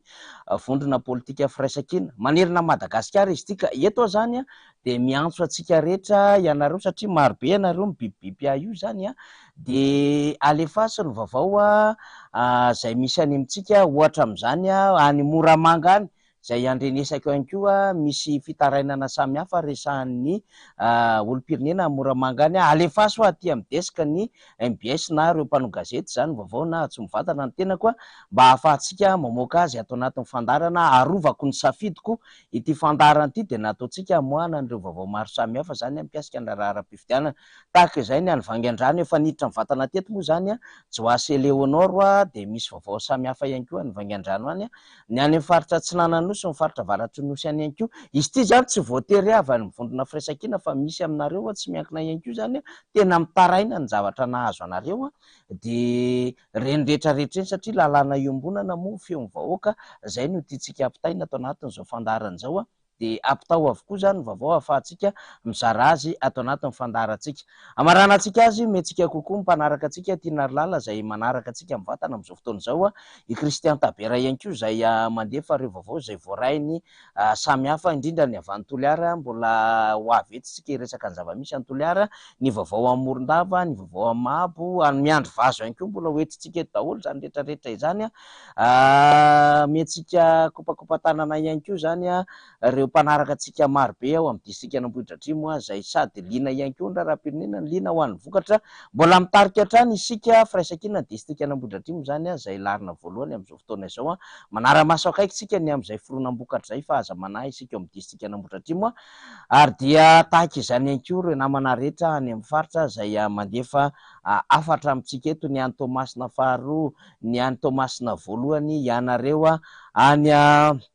Vavatena any marobe zany miezaka mifandray mivantana aminay zany dia akasitrahana zany azadino ihany mandrotsaka ny vaovao an'izay fomba rehetra ahafahanareo mifandray aminay indrindra ireo afaka mifandray any desika sy ireo tompon'andraikitra mpanao gazety ety anivon'ny MBS na ihany koa afaka mifandray na manao amin'ny radio Madary Malala zany mpanao gazety professionnel namantsika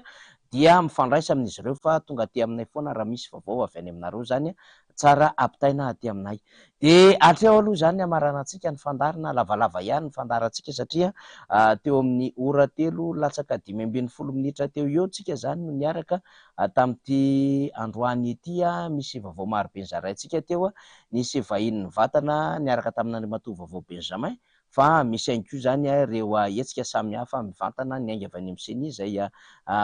niarahana tamin'ireo kandida ary nitaterina ihany koa ny fidinana zay nataony ireo mpitarika ny vondrona politika firaisan-kina antanteriko zany fa dia efa miantso ny fananganana KMSB zany ireo vondrona samihafa nentotsika teo zany tsy ny firaisan-kina reny fa na dia avy amina vondrona hafa aza fa mahita ny amin'ny misy zavatra marobe tsy rariny tsy ara-dalàna ary tsy araka ny tokony izy iny fifidianana tamin'ny 2020 volana May iny ka tsapan'ny olom-pirenena sy mitarika fikambanana ary mitarika toko politika dia miantso izy ireo ny tokony hananganana ny KMSB zany isaky ny distrikta zay nahita tsy fanjariana tamin'izany fifidianana izany hatreo ary aloha fa dia makasitraka ny namantsika Faliramanarivo niaraka amintsika ry Aritanjona ry Joso ao ambadika ao tarihan'ny namana rehetra mpiara-miasa anisan'izany ny Tale eto amin'ny fahita lavitra ho amin'ny fahamoana Iarnanto Andremialsoa ny namana teknisianina ry Ando Razafinarivo sy ry namana Zankla ry radany rehetrarehetra mihitsy hatrany amin'ny radio Madany ambony any ry Valsa sy ry Robena sy ny akama rehetra ry Malala dia esorina satria tsy maintsy miteny an'izany satria tsy zary ery akory ny miara-manatotosa amin'ity fandarany ity fa eo zany ny ekipa teknika sy ny ekipa mpanao gazety rehetra. Makasetraka tompolahy, makatela tompovavy.